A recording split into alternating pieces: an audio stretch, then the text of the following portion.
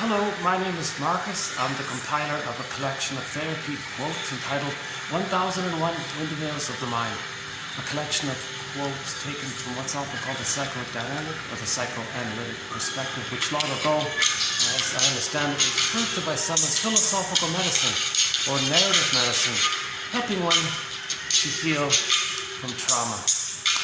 The singer in this song in the background, in effect, asks the question, are you willing to look how everything's either love or a cry for love?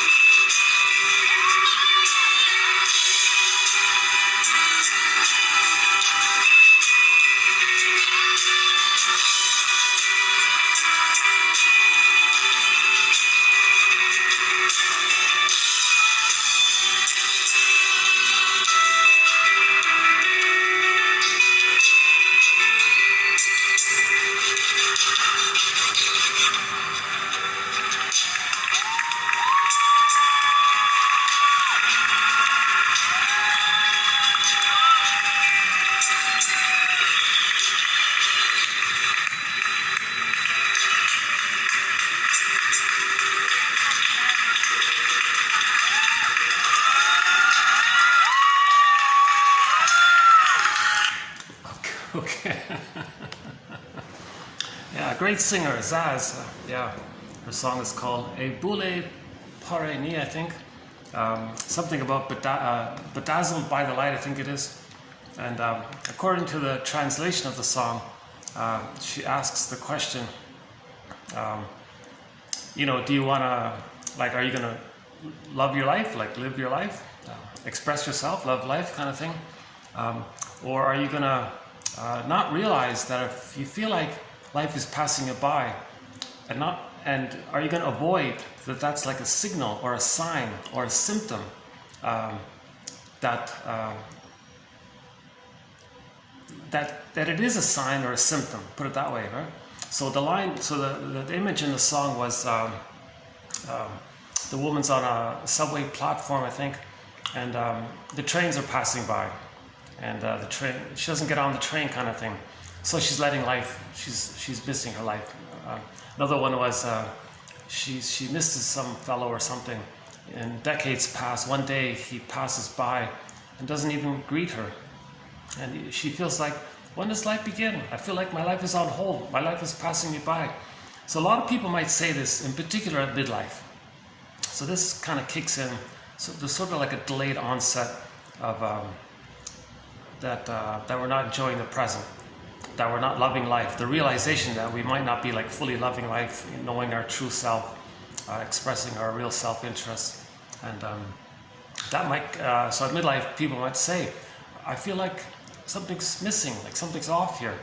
I feel like that frozen woolly mammoth in the block of ice up in Siberia." So emotionally, we might feel frozen like that woolly mammoth. Another common image is people say they feel like they're going through the motions in life, sleepwalking through life, like in a trance almost, right?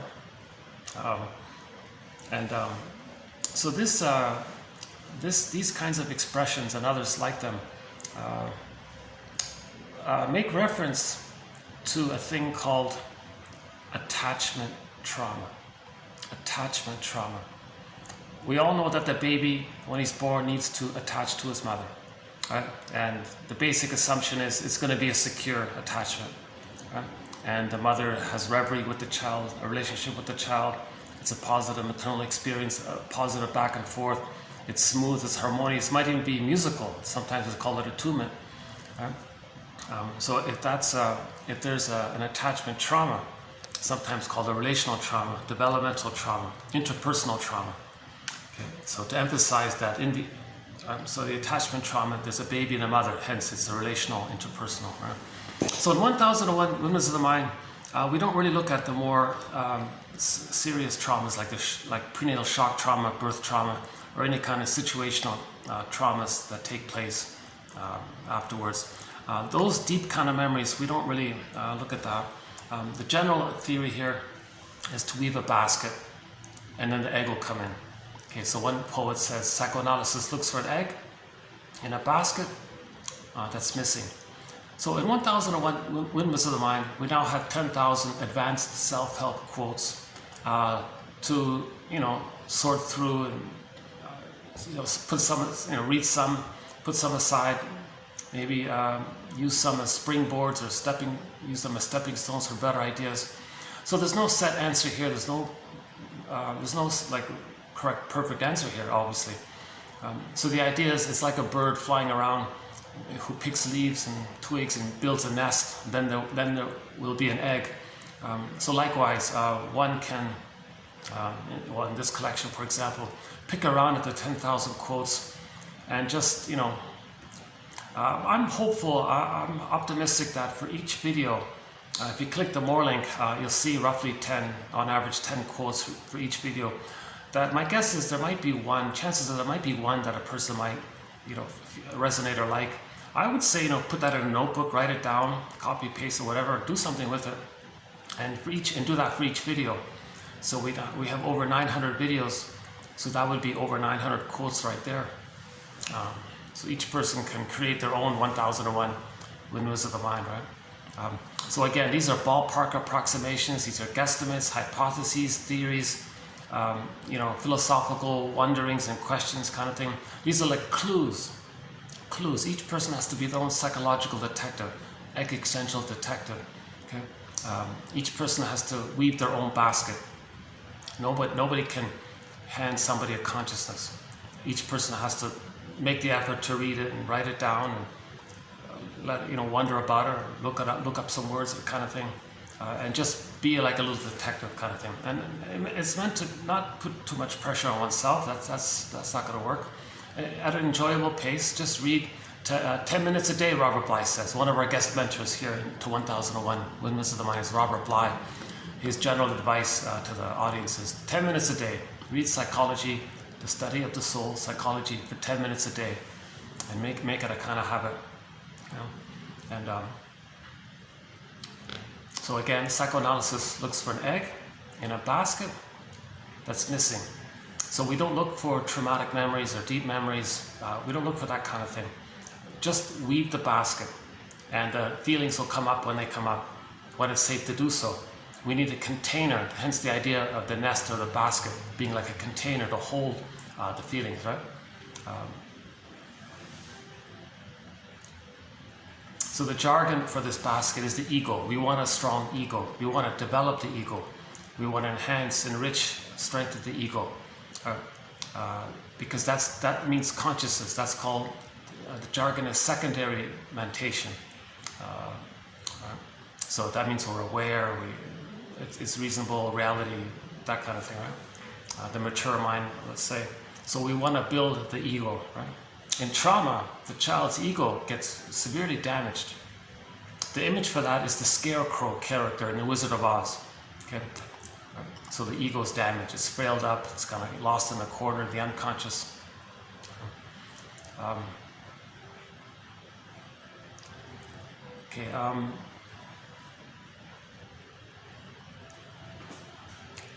We have 58 topics or chapters or themes to 1001 Windmills of the Mind, like all within this general concept of the psychoanalytic perspective, which has been around forever. Right? So the know thyself idea was from thousands of years ago, all those ancient philosophers back then, and then the playwrights, and then the poets and the novelists, and now recently we got some new jargon kind of thing. So this constant quest to heal ourselves, it's sort of built in when in nature, when something's wounded, there's this constant kind of drive to heal.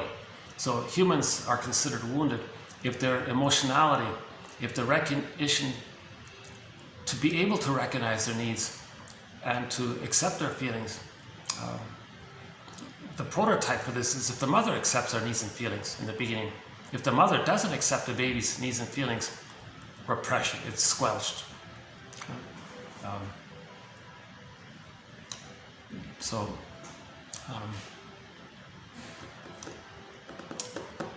Yeah, so I've got some thoughts running in my back, in the back of my mind there. Hold on a second. Let me get back on track here. Oh, I'm very glad to be at this nice little venue here. The staff here have been great, so I'm back at this nice venue. I'll show you some sky trains passing by. And we might get a bird here and there, I'm not sure. Yeah, there's another sky train. Oh yeah, advertising. Yeah, we do some quotes on advertising. We haven't done too much on that. So just, I want to make my disclaimer clear. I'm not a shrink, I'm not a professor, I'm not an analyst. I don't have a master's degree, I'm not a social worker, any kind of counselor. I'm not a midwife, doula, nutritionist, none of these things. I'm merely the compiler of the quotes, keep that in mind. And so I just have a basic BA, and I'm the compiler of the quotes. So somebody said, you know, if you want to learn this psychoanalysis, this second language or this perspective, you know, maybe why don't you try to teach it? What? How can I teach it if I don't know it? Well, that's how you learn it. So as an approximation, as a compromise, I'm finding the quotes from the shrinks. Most of these quotes are from the shrinks, and I'm just posting them and discussing them to share them. In the process, I'm kind of learning it myself. So I'm constantly making mistakes and updating them in next videos, right? So so you'll see that all throughout. If I make a mistake, for example, in this video, maybe a year later I'll correct it, you know. So keep Robert Bly's advice in mind, especially also with this video project. Okay. When Robert Bly speaks to an audience, he says to the members of the audience, sometimes he's got like 1,000 people there. Hello everybody, welcome. Nice to see you all. Thanks for coming. Welcome. 30% of what you're going to hear tonight is wrong. It's up to you to figure out which 30%. Something like that. He wants to emphasize that each person has to kind of be responsible to identify what resonates with them, what might resonate with them, to have their own curiosity to build their basket. Just like that bird has to build that nest for the egg. We have to be like that bird. We have to be like that bird, and we have to build this nest. And don't expect, feelings will come up when they come up. Okay, it's kind of like, you know, when it's safe for our own wounded inner child of the past, when our own memories of us being as a child, or a wounded inner child of the past, notices that it's going to be safe to come back to us, it'll come back when it feels safe to do so. So that's why we have this basket of knowledge. Now we have 10,000 quotes here. So I think I'm kind of excited about these quotes. We're always adding new ideas, and we've got a lot of theories, a lot of. So we do the psychoanalysis of numerous topics: prejudice, religion, jam-packed with psychology, emotional eating, the body bears the burden, the psychosomatic issue, all of the major defense mechanisms, personality patterns, art. We got a thread on psychologically minded film and TV show quotes. That's a fun one. We've got another thread on self-help quotes and exercises. So trauma, of course, I think the thread on trauma is the most challenging. It's the most challenging thread here. And one of the symptoms of trauma, again, we're in 1001 Windmills of the Mind, we're mainly talking about developmental trauma, interpersonal trauma, relational trauma, attachment trauma. This relation between baby and the mother, when something goes wrong there, that kind of trauma. We're not dealing with the situational trauma. All the more reason to build a strong nest or a basket, because if we're going to make it safe for the memories of the developmental trauma to come up, we need a really strong basket for any kind of like prior shock trauma memories to come up. So we need a basket for those. If you don't have if your basket's not strong enough for developmental traumatic memories, it's not going to be strong enough for the more severe painful memories, right? So just keep weaving this basket, and maybe the basket is strong enough, and some memories from an earlier trauma can come up. But the focus is to weave the basket and just let nature do its healing thing, kind of. Right? So we want to create the conditions for healing to occur. Right? In the last video was we want to wake up the inner doctor, or something like that. So create the conditions for the inner doctor to wake up. Right? The inner healer, the inner healing process comes in.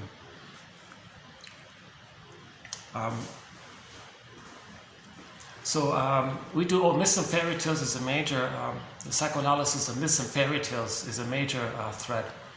Okay, so myths and fairy tales are psychological mirrors for inner dynamics. Myths and fairy tales describe early on trauma. Myths and fairy tales are true on the inside, not on the outside. Right?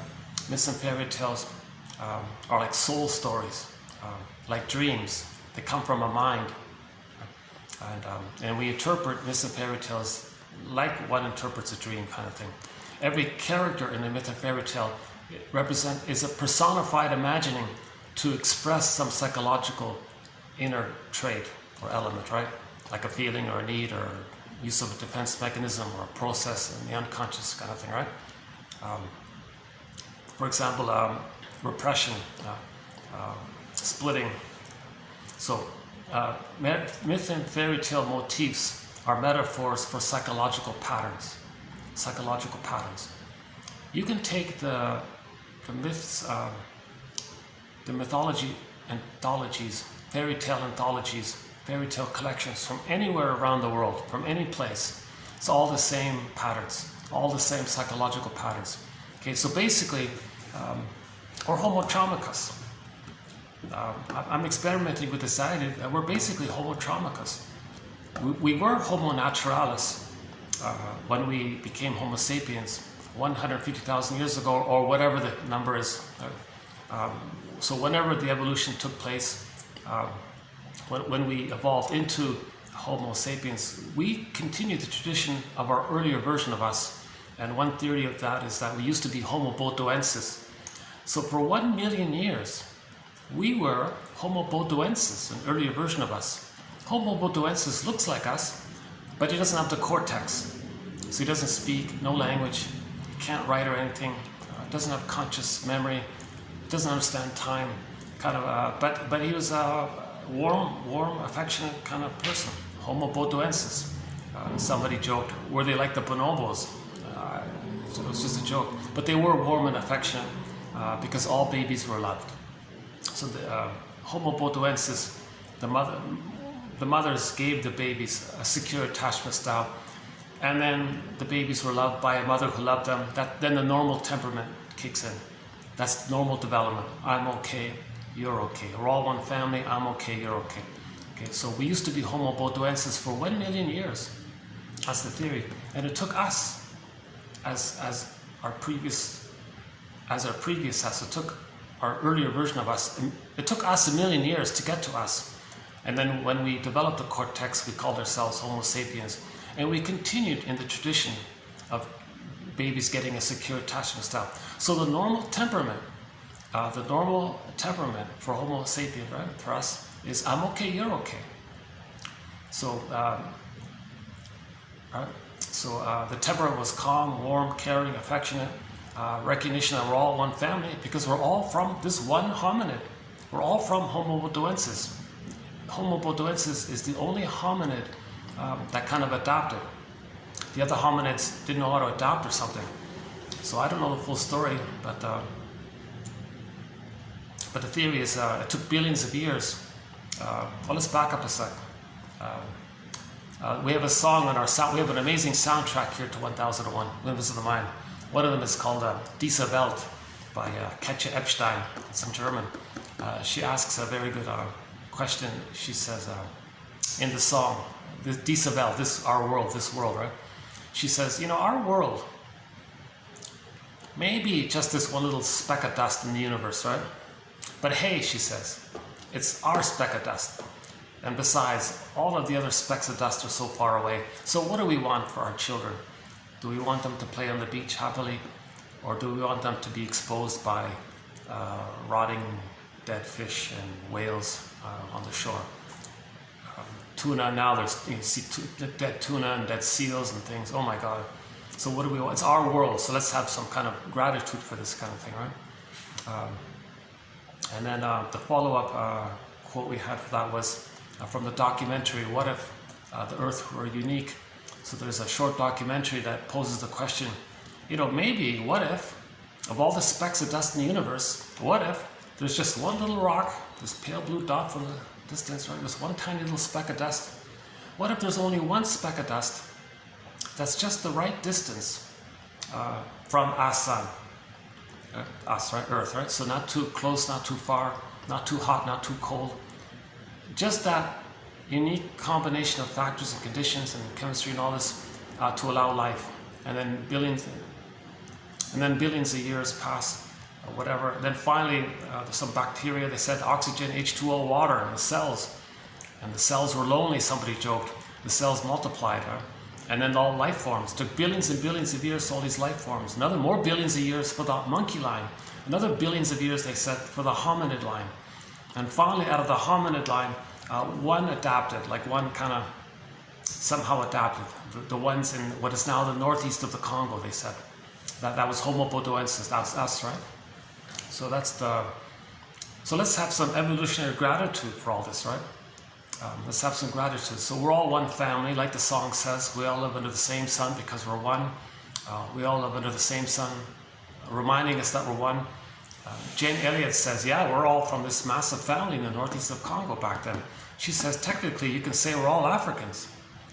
Now, okay, all right. So let's have some gratitude for this unique situation of our speck of dust just being the right distance from the sun, creating the conditions for oxygen, water, and all this, and then all the time that passes along, and some evolutionary gratitude for Homo bodoensis, us. We're all Homo bodoensis underneath. Right? So the theory is when we became, and the temperament was calm, affectionate, warm, caring. The worst anything got, they theorized, was maybe there was some micro jealousies in the mating area, but there was no prejudice, no cynicism, no vindictiveness, none of these, no envy, these kinds of aberrations, because no babies were traumatized. All these things like envy, greed, and grandiosity, these are symptoms of trauma. So babies were not traumatized.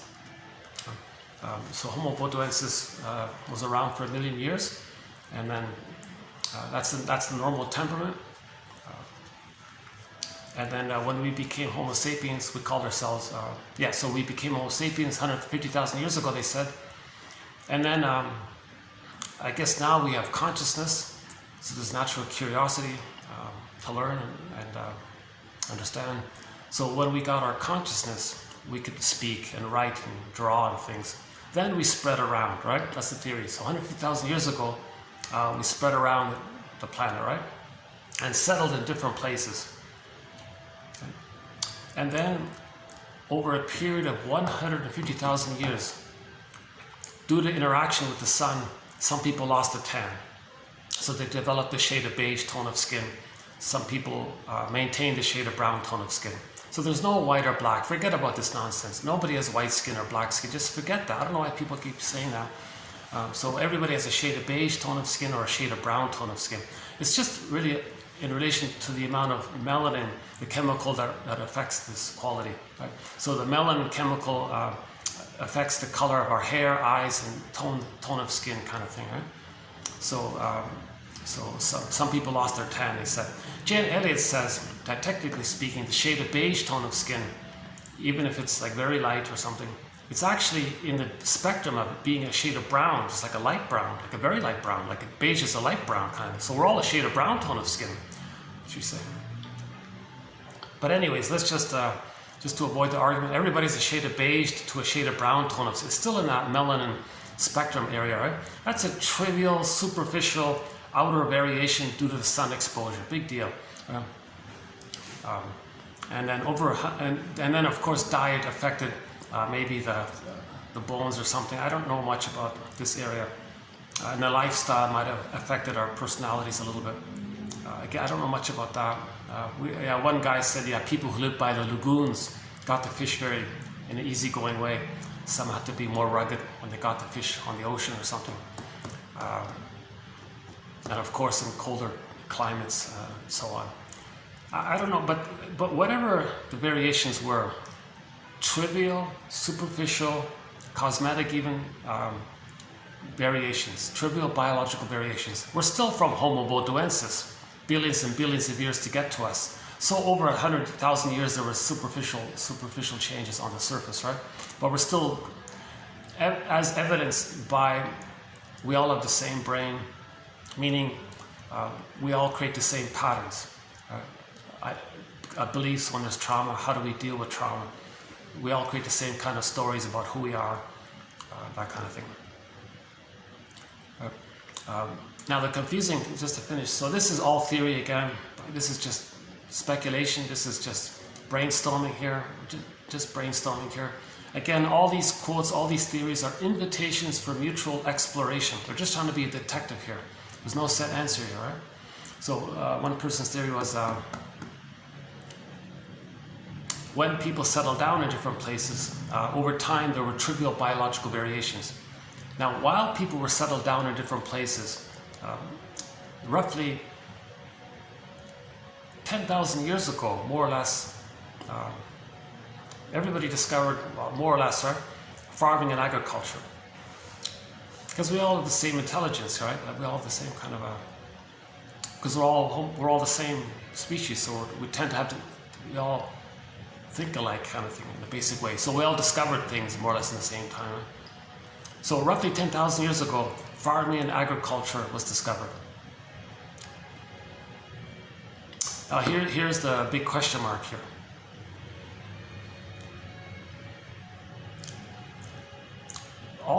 Prior to that point, all babies felt safe by the memories of the love with the mother. Okay, so when the baby's nursing with the mother, he lays down neural circuitry in his brain based on the interpersonal interaction with the mother. So human connections. How's the lighting here? Is it better? Okay, that's it. I said the lighting's not perfect here, but so human connections lead to neural connections. Oh, lucky today, so it's a little quieter today. Last time I was here, there was like a group tour or something behind me. That's great, yeah. Okay, let's enjoy this quiet time while I've got it.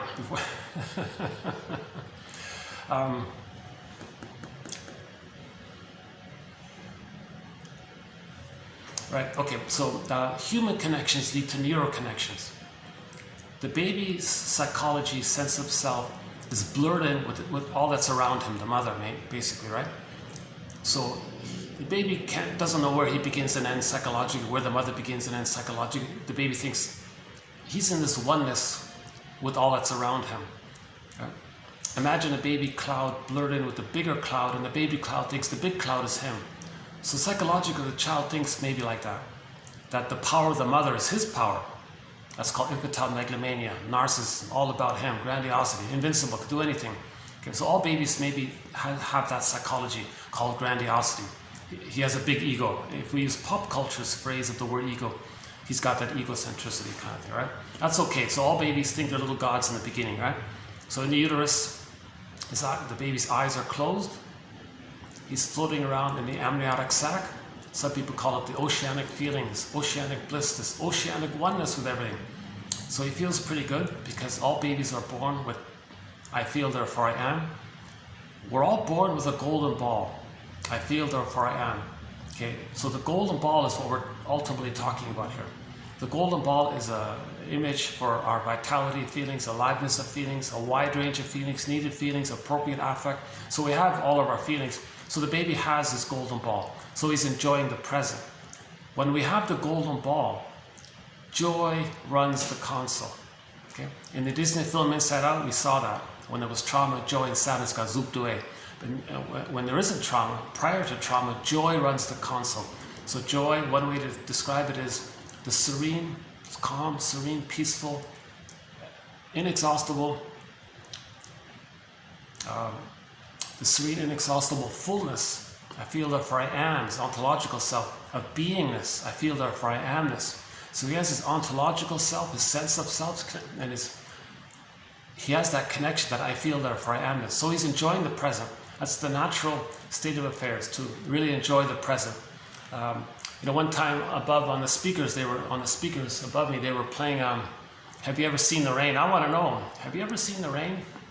Meaning, do you really enjoy the present? Have you ever seen a tree? Do you really are you present? Because in trauma, there's pain, and endorphins put us in a swoon. Then we're sleepwalking through life. So we see it, but we don't really see it. You know what I mean? So theory is, so back to the uterus.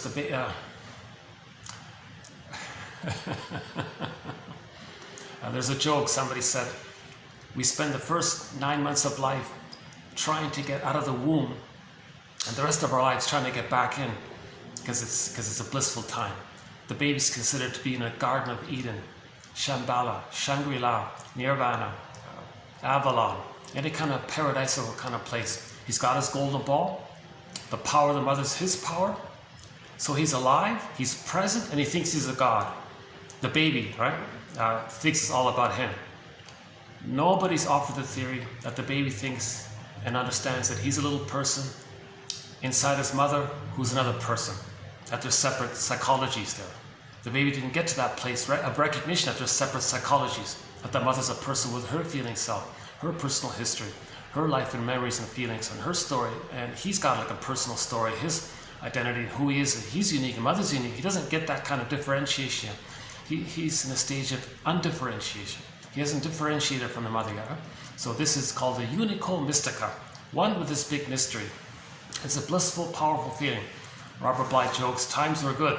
So the baby's in paradise. Yeah.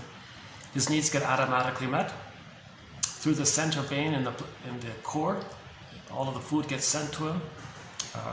His waste elimination gets sent up through the spiral up helixly around that center vein to the placenta. The placenta metabolizes everything. Yeah. So his needs are automatically met. There's no problem. It's all smooth and rhythmic. He's kind of flowing in this oceanic feeling. Some people think he might even hear a little bit of the music in the background, right? Accompanying music, the mother's heartbeat, the pulsating of the core, some kind of melodic with the blood flow. Mott theorizes that the three veins, the one that sends down into the spiral up, he thinks it corresponds to the musical notes. So Grassi was saying that if the baby were to think that there's something that's not him, Like if the mother's him, is there anything that's not him? The first sense of something being not him is music. Maybe that's the theory. So in the beginning, the first quote-unquote mother or other is music. Right? That's the theory. That's another challenging theory. TQ 25, 41 and 2, I think, for more on that one by Grassi and others. So we have a thread on the psychoanalysis of art. Music is part of it. Yeah, so just to finish that point up, so he hears the mother's heartbeat, the pulsating of the umbilical cord, and some kind of the three veins of the blood flow, the one that go down the two to spiral up. He thinks that's some kind of melodic musical prototype going on, because of the movement. It's the motions, right? Motion, like the vibrations, the music, right? So he has his golden ball. He hears a little bit of music, and he's in this blissful, powerful feeling that he's a little god. Everything's about him. He's the universe. He's the center of the universe. It's all about him. Solipsism, hall of mirrors, whatever it is. So he thinks it's just him. He's a little god in the universe, or he's the whole universe. Everything. He's a little. I think that's what they mean by the Garden of Eden kind of thing, right? Something like that. Oh, by the way, so about the music part. Later on, if we hear a drum beat, a bass line, and some kind of melody, right? A, B, C, do, re, mi, 1, 2, 3, some kind of melody. If we hear some kind of music, it's going to remind us of the original prototype of music we heard in the uterus. Okay? That means, Grassi said music is the master emotion, because it reminds us of when we had all of our emotions, meaning our golden ball. So in other words, music reminds us of our presence and aliveness that we originally had. Now we lose it. In most cases, people lose it by the age of 5. Okay, so most people lose the golden ball by the age of 5. Okay? So we play music, it reminds us of when we had all of our feelings, our golden ball. So hence the idea of music being the master emotion, because it reminds us of the paradise in the uterus, one with everything, and we had our feelings. So we're always listening to music, there's music constantly playing. So we're always in this constant little reminder, oh yeah, I was safe once, I was happy once, I have that memory, and maybe we're kind of continuously making reference to that. Just the theory, I don't know. So yeah, Grassi was joking. In the beginning was the sound. In the beginning was the sound. Like the first thing that the baby recognizes as for him is the sound. Meaning music. The musical other. He put a dash between the M and the O in the word mother. So the musical other. The meaning musical was mother, right? So the first mother was music, right? The first other was music. Some people say, no, well, the first object for the baby in the uterus is the cord and the placenta.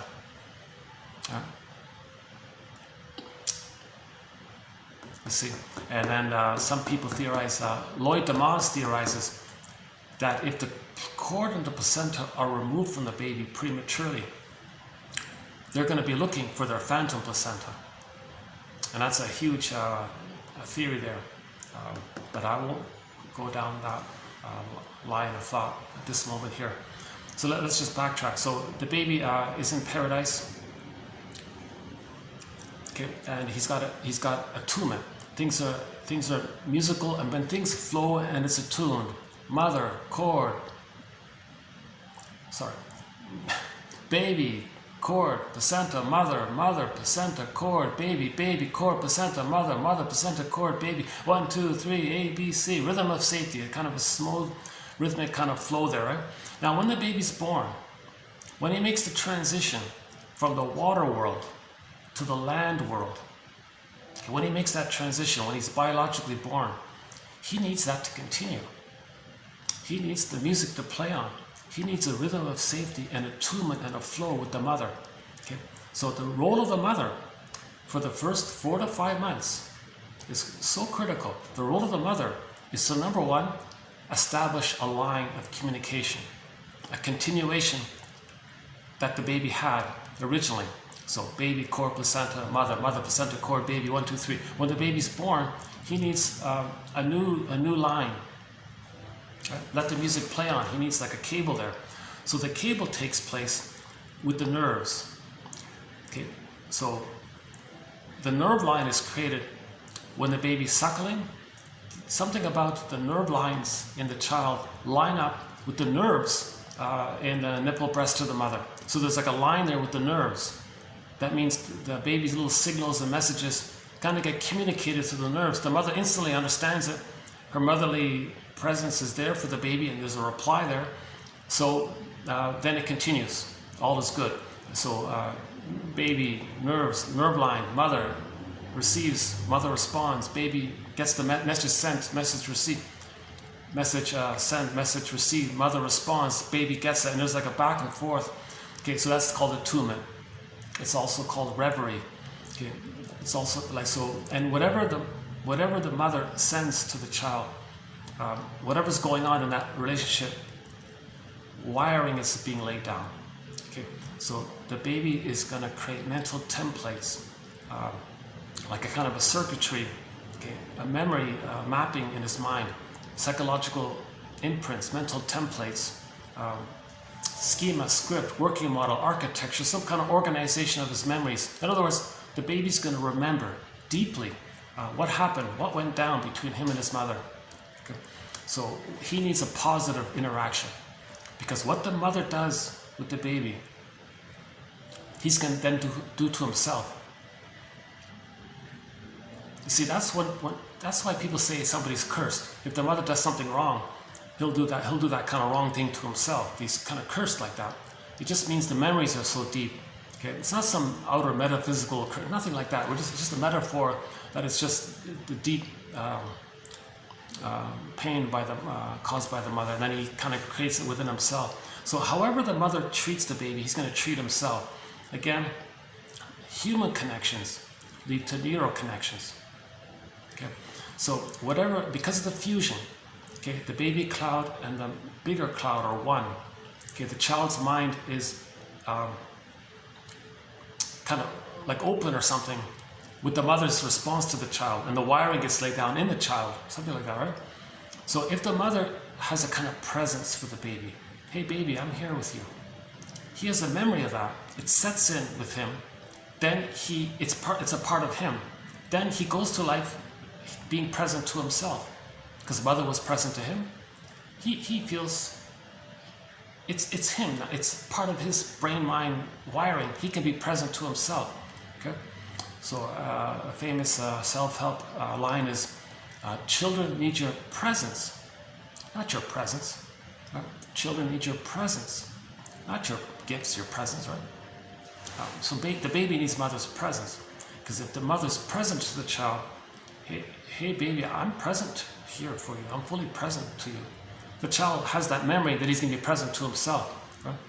If the mother kind of sees, hears, feels, soothes the child, okay, he has those memories, it's set in him, then he can recognize, know himself, and regulate his emotions himself, because the mother regulated his emotions for it, right? So whatever the mother does with the baby, he then does it for himself. Okay. So most in particular, for the first 4 to 5 months, the baby needs this. Okay. So this is called the positive maternal experience, maternal holding environment, reverie, attunement, whatever phrase people call. I like one guy, he says it calls it a psychological egg, to emphasize that for the psychological birth to take place roughly at around the age of 3, the baby needs this egg-like, womb-like condition. Another author calls it an extended womb. An extended womb. Metaphorical uterus, meaning it's just the mother and the baby. So don't remove, in other words, don't remove the baby from the mother. Okay. When the baby's born, he needs that paradise to continue. Babies should not have, again, all theory and all this, but it kind of makes human sense, at least to me.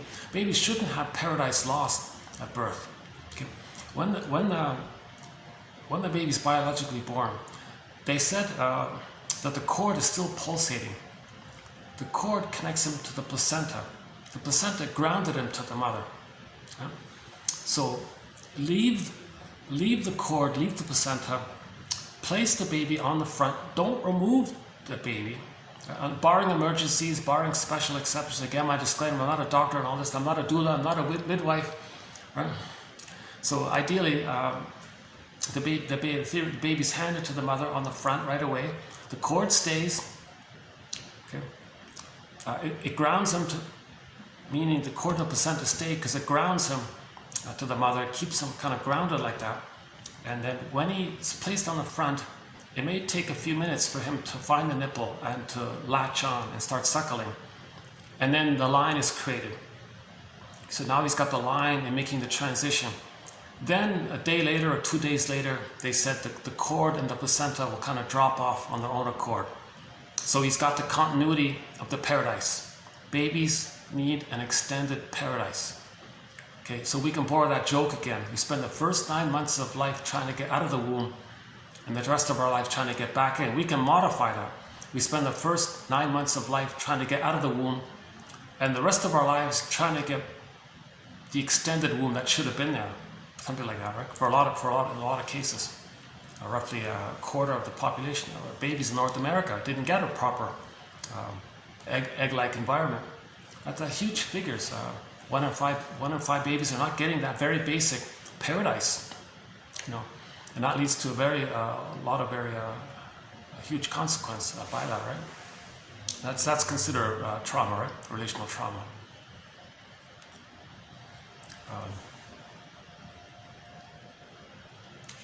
Where was that?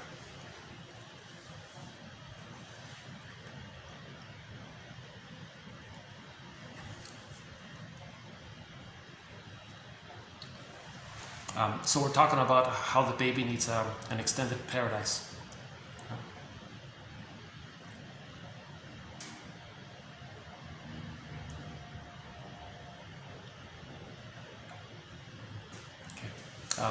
And we're talking about how the baby's laying down the circuitry.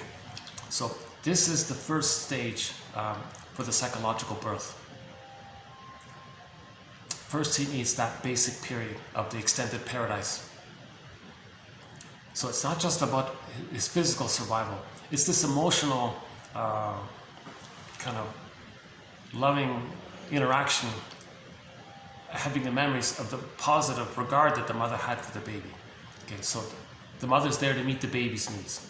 The mother meets the baby's needs automatically, just in time. The baby still thinks the mother's just there for him, serving him. Okay, so the jargon is the mother is a symbiotic object for the baby, or a self-object for the baby, meaning the mother's just there to meet the baby's needs. In no way should it be the other way around. If it's ever the other way around, okay, the child, he's going to freeze up inside. He'll be, that's a relational trauma, that's an attachment trauma. The mothers cannot use the baby to comfort them. The mother's got to be like present, like she's got to be a mother. The essence of being a mother, she's got to be a mother for the baby. It's an emotional feeding for the baby. The baby needs to be emotionally fed, let's say, right? That's what people say.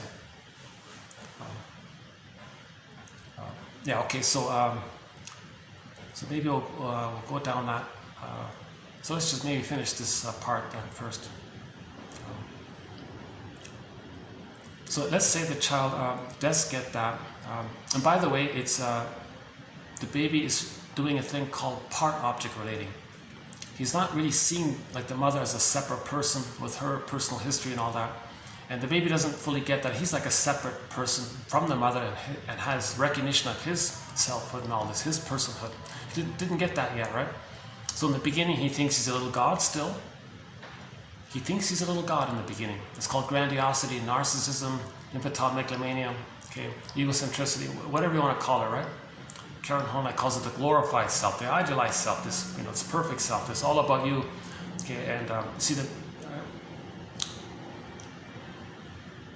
So in the beginning, the babies think it's all about them, right? And it's part-object relating. And it's one way, he's just supposed to be emotionally fed. Okay, so gratitude and recognition of the other as a person, that hasn't entered into the psychological picture yet. In the early narcissistic period, he doesn't have gratitude. It's too early. He's got to be loved first, to have it set in, then he's got it. So so for the first 4 to 5 months, the role of the mother is to be a symbiotic object providing reverie, attunement, a positive maternal experience, and not use the baby in any way to please her, not use the baby to, not brainwash the baby to be dependent on her because she wants to fix it so that the mother never feels alone and she can always control the baby. Nothing like that. The mother's not supposed to like shame her own baby, to replay how when she herself was a baby, she was shamed by her mother, and do this thing called intergenerational transmission or intergenerational trauma.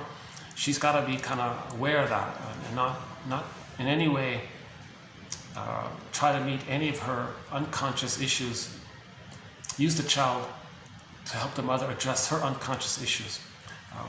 Then the child will be traumatized by that. Okay. The ball gets locked in a cage,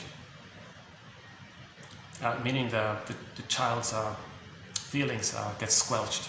Okay. The golden ball gets locked in a cage in the forest. In myths and fairy tales, when something pure gets lost away or frozen or petrified, turned to stone like a statue, something's unreal, something's flat, something's regressed, that's trauma, right?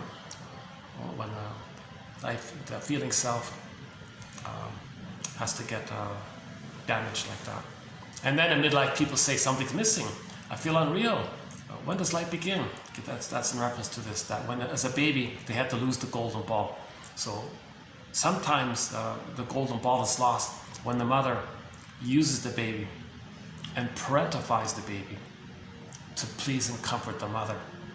So that's one author calls that a huge, Minerbo.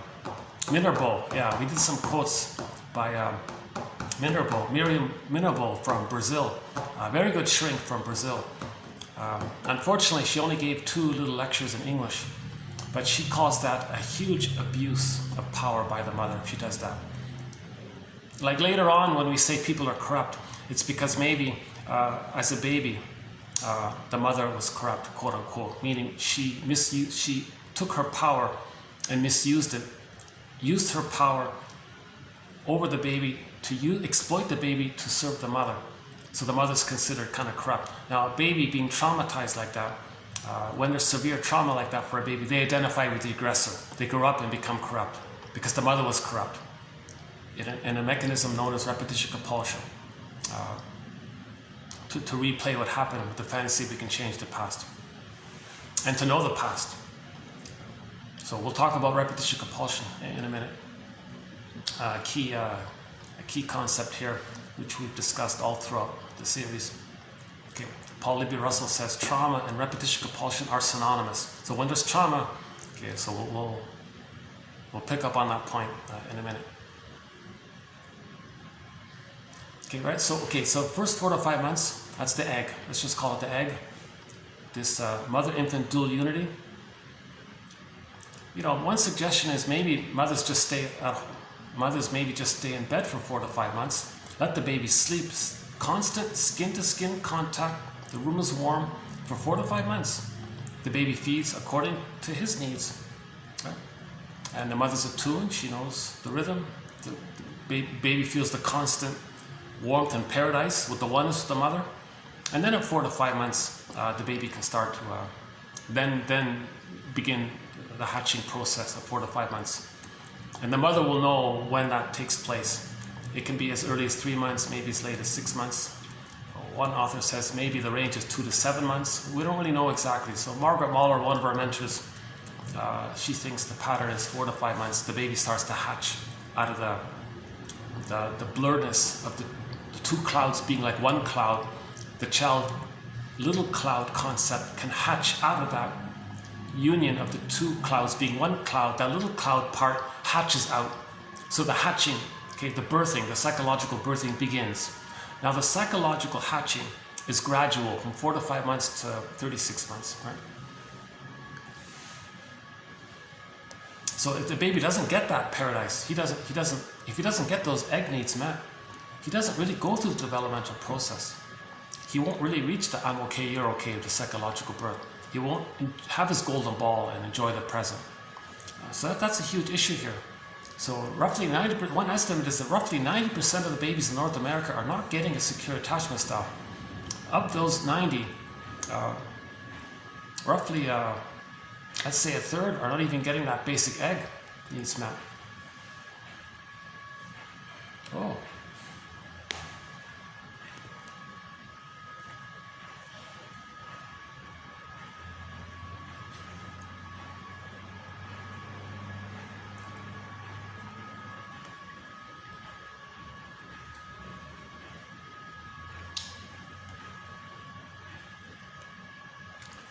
Yeah, so back to the song for a minute. Everything's love or a cry for love. So this symptom that we're not enjoying love, that we're not really loving life or something, we're just going through the motions of life, that's a symptom that there's trauma. Right? So the question implies, if you have this symptom, like the lady, like the protagonist in the song is describing, that she feels like life is passing her by kind of thing, if you have that symptom, will you regard it as a sign or a signal that there's trauma and go from there to get to love, to take the journey to love life, right? But first we've got to recognize and admit. Robert Bly says the first step is you got to admit the golden ball is lost. He thinks the very first step in the healing journey is just to admit it. I lost the golden ball. Yeah? This aliveness of feelings, and, is joy at the console? Can sadness be at the console to admit a loss? If there's a loss, do you accept it? A lot of people won't accept it because sadness is frozen up ice mountain or locked in a cage kind of thing, or down a tunnel, whatever. So in trauma, joy, in the Disney film Inside Out, the characters joy and sadness, representing our feeling self, our psychological self, our golden ball in effect, they get zooped away. Okay, that just means repressed into the non-reporting brain. So it's recorded in the part of the brain called the non-reporting brain, the implicit memory system, the pre-verbal memory system. Okay, it's the dream world area, the primary process mentation. Myths and fairy tales describe this area here. Our recent topic on trance logic, it's not logical in there, it's mad. So this trance logic, the cat in Alice in Wonderland says, oh yeah, that world, that imaginal world in the brain that we're not aware of, it's mad in there. It's like trance logic, no time, things flip, displacement, condensation, doublethink, trance logic. So we live in two worlds, right? Our interpersonal secondary mentation, our conscious recognition, and this unconscious primary process mentation. And we don't want too much trauma in there, because if there's too much trauma in the first 3 years, our energies into those memories, and then it has like it's like the iceberg metaphor. It has like a power. It becomes like, Bergler calls it the puppet master now. So the puppet master is going to get us to do things according to what the puppet master wants. So the puppet master wants us to restage the past, to replay the past, thinking it's still the past, wanting to get the love that was needed. So back to the song, everything's love or a cry for love. So the puppet master is getting us to replay the trauma so we can still say, Mother, I need love. That's the cry for love. When the baby's traumatized, he has a cry for love, obviously. And when it's frozen like that, we spend our whole lives in this cry for love. In one disguised version or another. A lot of people, most people, theory is, are going around with this cry for love, but it's disguised. They don't even know it, they don't want to admit it, but it's this cry for love. Now, in the psychological birth, when they have the real self, the true self, they express their interest, joy and sadness, gratitude, empathy, reparation, being an elder latent light, this warm generativity, this kind of functional, healthy attitude. That's all love. That's a path with heart. That's all love. So everything's basically love from that place. If a person's traumatized, everything's going to be a cry for love. So the cry for love comes from this trauma. So the cry for love is a symptom of trauma. Put it that way, right? Let's just finish up the Margaret Mahler's theory about the 3 phases of development. So the first phase is called the stage of symbiosis, undifferentiation, merging, fusion, mother-infant dual unity, unico mystica, paradise. The babies need that extended paradise. So that's why one suggestion was leave the cord, leave the placenta. People complain, well, it looks too messy. Oh, seriously, big deal. Just put a bed sheet over the cord, right? And then they said the placenta might come out a day or two later. Fine, put the placenta in a bowl, put a lid over the bowl, allowing the cord there. It keeps the child grounded to his... The cord and the placenta belong to him, right? And it grounded him to his mother. So keep all that there, because there are usually some complications at birth, right? So give him all the support he can get. Right?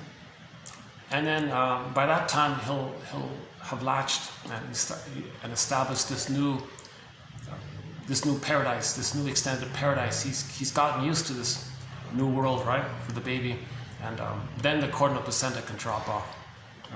So forget about weighing the baby. Why traumatize a baby for some useless number on our form? That's just an excuse to traumatize the baby. So forget about weighing the baby. Hand the baby to the mother directly. Leave the cord, leave the placenta. It's called a lotus birth.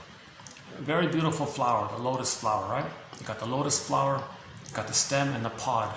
Keep that image in mind for childbirth. Baby, umbilical cord, placenta. That's a normal birth. That's a normal childbirth, right? I would think the baby would be very pleased to have a lotus birth, right? All the more reason for the child to have a lotus birth. If there are complications at birth, he needs that connection to the mother kind of thing. You mean the baby has complications at birth and then you're going to hurt him further by removing the cord and the placenta to put him on a scale? Okay, that's birth trauma right there. He's metaphor. What he's doing, what's going to happen is he's going to think that at birth he lost his mother. Babies don't understand time. He thinks he lost his mother. Okay, so the earth opens up, his golden ball goes down right at birth. Okay, there's a pain so utter, it swallows substance up, and then he goes in a swoon. Now he's got the endorphins to numb him over. That's called sleepwalking through life, going like in a trance, going through life, going through the motions of life. You know, feeling unreal, that kind of thing. Yes, you still function, you still get 10 PhDs, but something's missing, kind of, right?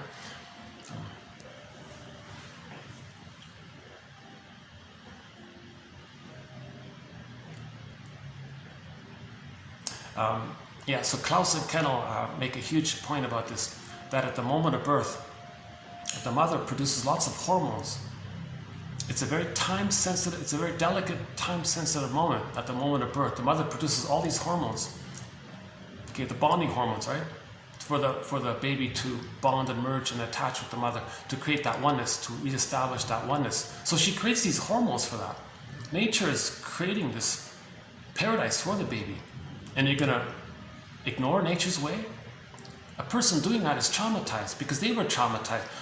The pediatrician might say, well, when I was a baby, I didn't get paradise, so I'm going to take away this baby's paradise because I lost their paradise. Him doing this is for him to know that he lost his paradise. See, when that pediatrician traumatizes this new baby, he's trying to say that when he was a baby, he didn't get paradise. When there's trauma, we repeat and recreate and relive and repeat. Right?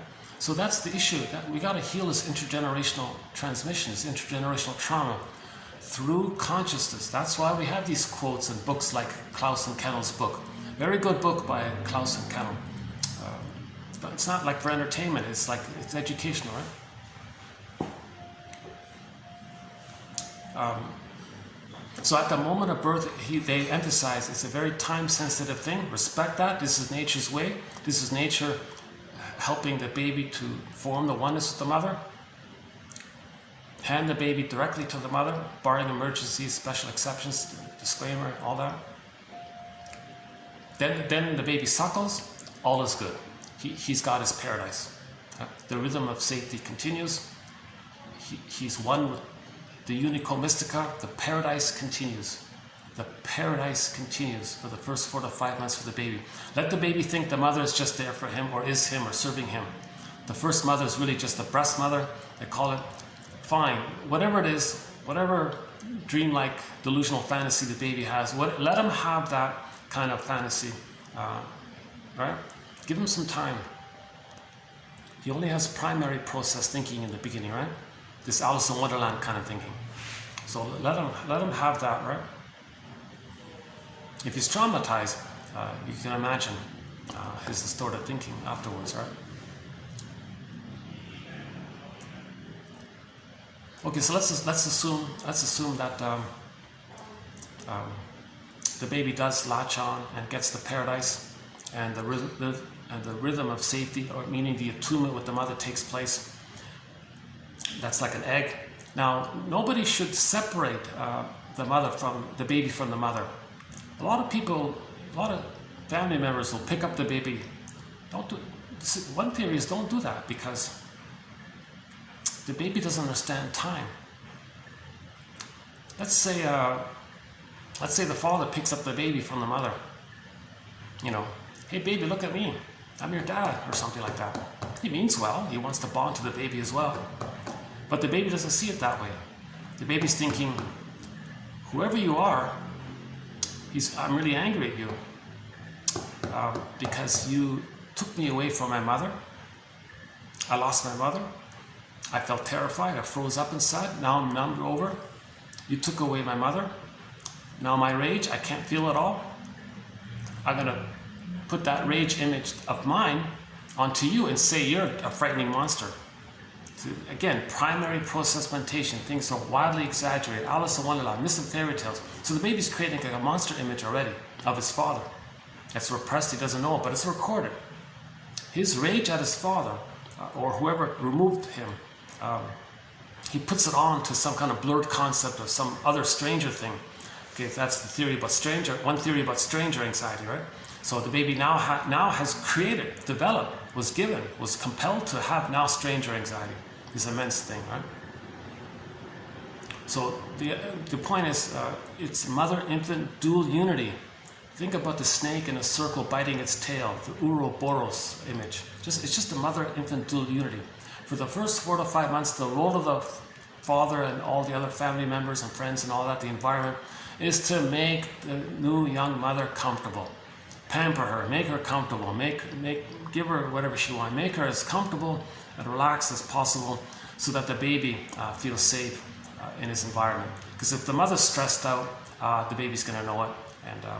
And it's possible, they said, that the mother's stress hormones can possibly, theory is, some people believe it's true, the mother's own cortisol can enter into the placenta,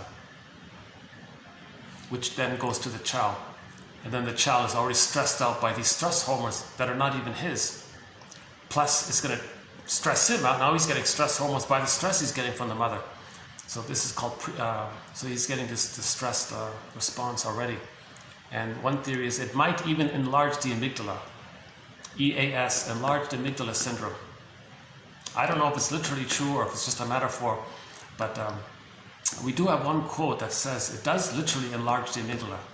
And there's a comedy, there's a 30-minute comedy on YouTube called Bob's Enlarged Amygdala, or Bob and His Enlarged Amygdala, something like that. They talk about EAS, enlarged amygdala syndrome.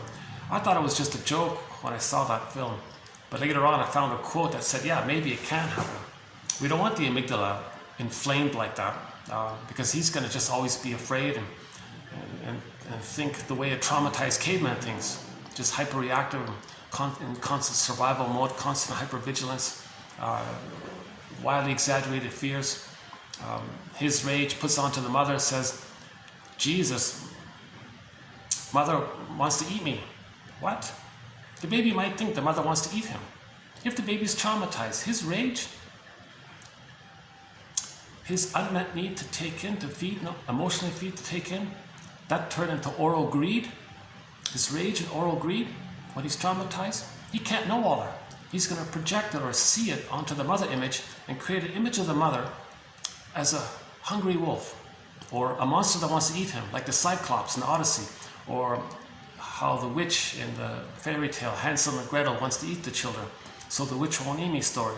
So he's going to think that the mother's like a devouring monster that wants to eat him. Now, in trauma, he has to have an attachment. So he's actually going to adopt the image that he makes of his mother and act like her. And he'll have the mindset, well, I'll be greedy because if I'm not greedy, so his slogan will be, well, it's either my greed or your greed. Eat or be eaten. My envy or your envy. He'll have this barbaric, so quote-unquote barbaric, really raw, kind of a damaged brain mentality. So anybody with the slogan, you'll see it on YouTube, people saying, oh, it's my greed or your greed. That's trauma. See, humans are the only ones, we're the only hominid, Homo bodoensis. Well, when we became Homo sapiens, we're not only an evolution of the one hominid that survived, right? But we're the only ones that are conscious of ourselves, because it's for our survival that we're all one family, right? So we needed that consciousness of this. Plus, some indigenous people say the Great Spirit wants everyone to express their uniqueness. The Great Spirit wants everyone to express their little uniqueness, like how every leaf on a stem is unique. Now, our consciousness facilitates that. It goes through our consciousness. We need a consciousness to know our uniqueness. But with trauma, we lose that kind of consciousness. Then we don't know our uniqueness, and then nobody's making sense. When nobody's making sense, what are we doing? We are reliving the past and the present with others, with the fantasy that the present is still the past, still living in the past, hoping for the love that we needed. Okay, so enter the Greenberg film quote. Shrink said to the guy, you have trouble living in the present. So you're dwelling in the past because you never really lived it. You feel like you can never live it. Okay. Baby can't know. He can't know his trauma. He can't know what happened. It was too much for him. It overwhelmed him. He became frozen, petrified. So he's stuck in the past. Classical conditioning. He's frozen in the past. Okay. Now trauma clicks in the organism's innate drive for healing. So the repetition compulsion is that they're going to replay in the present, symbolically, the interaction with the mother that caused it, still thinking they're in the past. Mother, I need love. But the memory is he was traumatized. He reorchestrates it with others in the present. Others are representatives of the past. And then the cry for love, I need love, but thinking they're still in the past. But nobody in the present has a time machine to change the past and all this, right? So it's not going to work. So they just keep spinning it around again and again like a record. We'll come back to this point in a minute. So let's say the child does get the 4 to 5 months paradise and nobody removes him. Theory is if the baby's removed from the mother during the first 4 to 5 months, he'll have deep stranger anxiety. That's one theory about prejudice later on. Okay. So he has a boogeyman image or something, but he made it. The frightening image he creates, they're metaphors for his emotions. They're expressions, they're pictures of his emotions. The image of the Cyclops wanting to eat the people, like in the Odyssey, right? The monster that wants to eat the baby, this kind of imagery that the baby creates, this is just a picture that's created from his psychic, emotional unmet needs that turn into greed, oral greed, and the rage around it. That image represents the psychology. Myths and fairy tales are metaphors for psychology. So the image in a myth or fairy tale of a monster that wants to eat the person, that's not real. That's just like artwork. Think of it as artwork. It's a picture. Baby thinks in pictures. It's a pictorial mind. Okay, it's just the artwork to describe his emotions and unmet needs that turn into greed. That's a key point, underappreciated point. I don't see too many people. Yeah, some people talk about it, but I think we've got to find a way to get it across somehow. So myths and fairy tales are metaphors for psychology, right? We can spend a whole 3-hour video just on that one point. You know, like good fairy, bad witch. That's the splitting mechanism. Okay, Miss Core gets pulled down into the underworld. That's repression. The backdrop, the hell scene. Okay, the fiery, the hell, it's a symbol for shame. Shame is this burning, biting feeling. So in the unconscious, you see the backdrop as the fiery imagery. Okay, that's the person felt shame. The baby feels immense shame when the mother ignores the baby's personhood. When the mother ignores that the baby is a little person with needs and feelings. And he's very shamed by all this. So the emotionality in his brain is this fiery kind of. So storytellers came up with a fiery imagery, and they called it hell or something, right?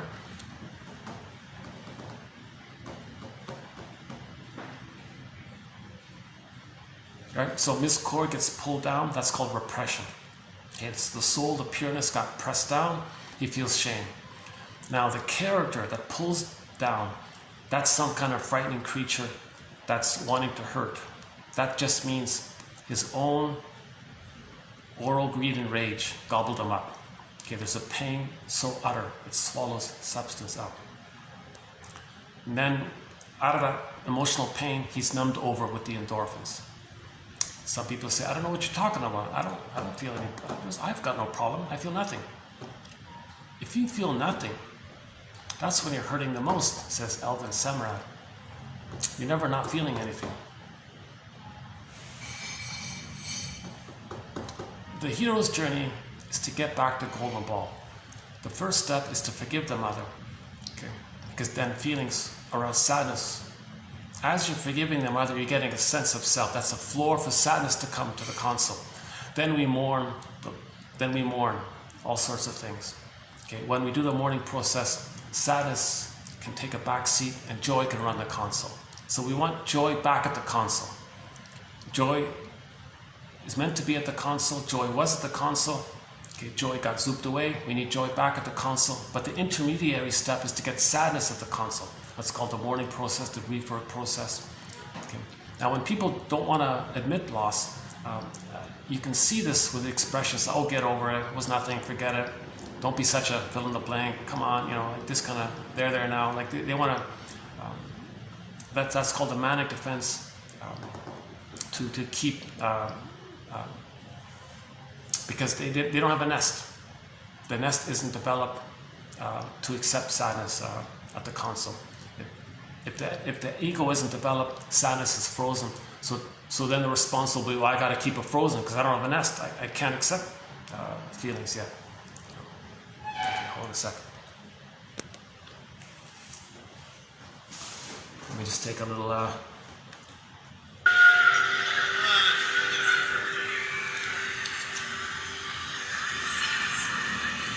you going to find your golden ball?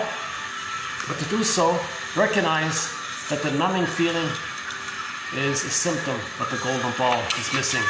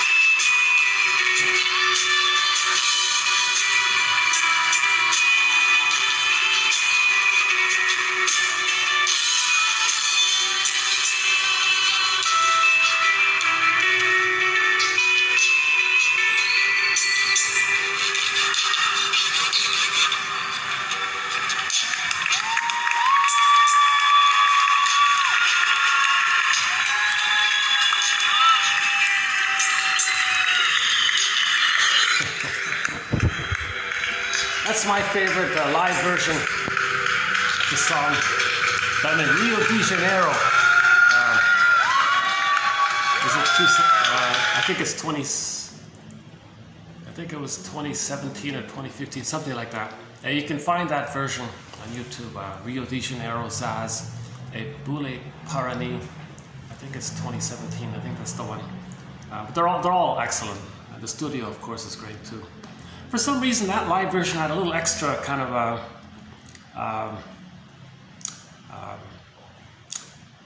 it had a little more of her emotion in that version for some reason. Maybe she felt safe, you know, she's in Argentina, far away. I feel safe here, yeah, I'm gonna really let my feelings out kind of thing.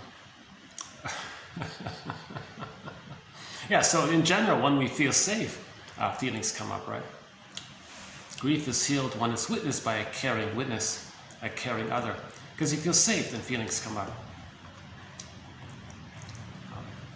The mechanism is similar to humor. In the first part of the joke, okay, there's like a benign violation of your expectations. So there's a little confusion or tension, not too much, it's benign. Then in the second half of the joke, you get the answer, the punchline. You feel safe, and by comparison, you laugh. There's like a little release there. That mechanism is similar to grief, because your whole life you denied something, and then finally you said it, so it's going to be weeping. You're going to be sad, so the tears come. But the mechanism is similar, they said. Right? The first half, there's some kind of benign tension. You get the answer, you laugh. Okay? But if a person for 40 years or whatever denied something, finally they talk about it, they're not going to laugh, they're going to cry.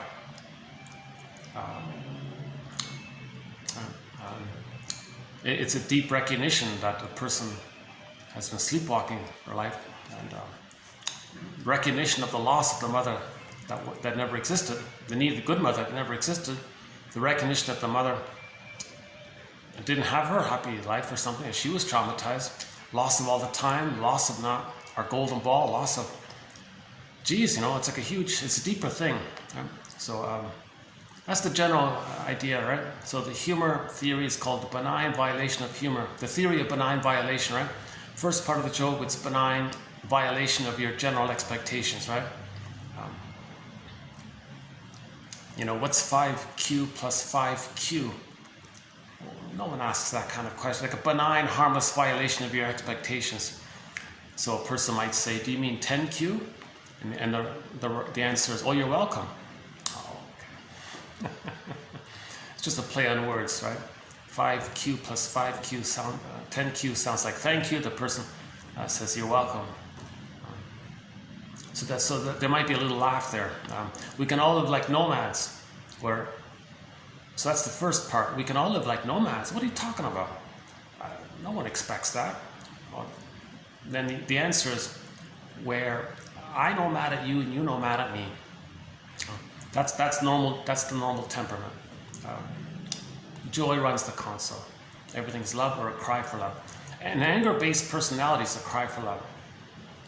When joy and sadness got zooped away in the Disney film Inside Out, it was mainly anger at the console, right? Okay, let's maybe continue here. Okay, let's finish up with developmental theory. So the baby's the first 4 to 5 months, the extended paradise. Let's assuming that the baby gets that. He gets his egg needs met. No psychological egg, no psychological birth. Then at midlife, the person has to give psychological birth to themselves. They got to do it themselves. So nobody's responsible for what had happened to them early on, but each person is responsible for kind of doing the best they can and finding themselves. That's called the second journey in midlife, the hero's journey in midlife, etc. Right? Midlife audit, midlife examination period. Okay.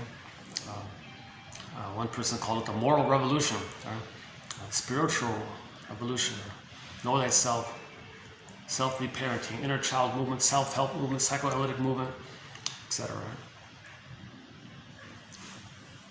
It's innate drive for healing. So let's say the child does have the rhythm of the attunement with the mother for the first 4 to 5 months. Then at 4 to 5 months, he starts to hatch out. Then he can physically. So From birth to 4 to 5 months, skin to skin contact the whole time. Yes, the baby's sleeping most of the time. Let the baby have that paradise, sleeps on the mother. If the mother needs to use the washroom, just gently carry the baby kind of thing. Just keep the continuity there. Let the baby have that constant warmth and rhythm of safety with the mother. What a foundation. If the baby, okay, let me run through the 3 phases and then talk about what happens if something goes wrong during that time. So let's say things go well enough. How's lighting here? Yeah, okay, that's better. Still trying to figure out the best lighting for this room. Let's try this. Is that better? Okay. Oh, the cord doesn't reach. Hold on a second. I got to keep this thing plugged in. Yeah. Is that better? I'm still working with battery issues. Yeah. How's that? Is that a little better? So let's say the baby does hatch out at 4 to 5 months, right? Now, this issue of grandiosity, him thinking he's a little god, is still there. It starts from 4 to 5 months to 18 months, so-called practicing. He's going to practice with the idea that he's going to be himself. He's going to separate from the mother and get to know himself. But he's in the practicing phase. But the main thing she said was from 4 to 5 months to 18 months, the child has locomotion. He can crawl, right, walk, run. He's got superpowers. Now this thing about him thinking he's a little god, they said it biologically dissipates mainly at 18 months. 18 months seems to be a critical time, developmental accomplishment and a developmental achievement if a child can get his needs met to 18 months. So first he needs his egg needs met. Okay? Then he hatches out. When he starts that, it's a gradual hatching. As he starts to recognize that he's unique, he's a little separate person, he's separated from the mother, not knowing himself yet. The first part of that, he's going to be Superman. Okay, the world's my oyster. So from 4 to 5 months to 18 months, okay, he still thinks everything is for him. It's all about him. He doesn't recognize like others with feelings and needs. He's got a selfhood, and others have a selfhood. He doesn't recognize that he's like a little person, others are people. He's still a little god kind of thing, right?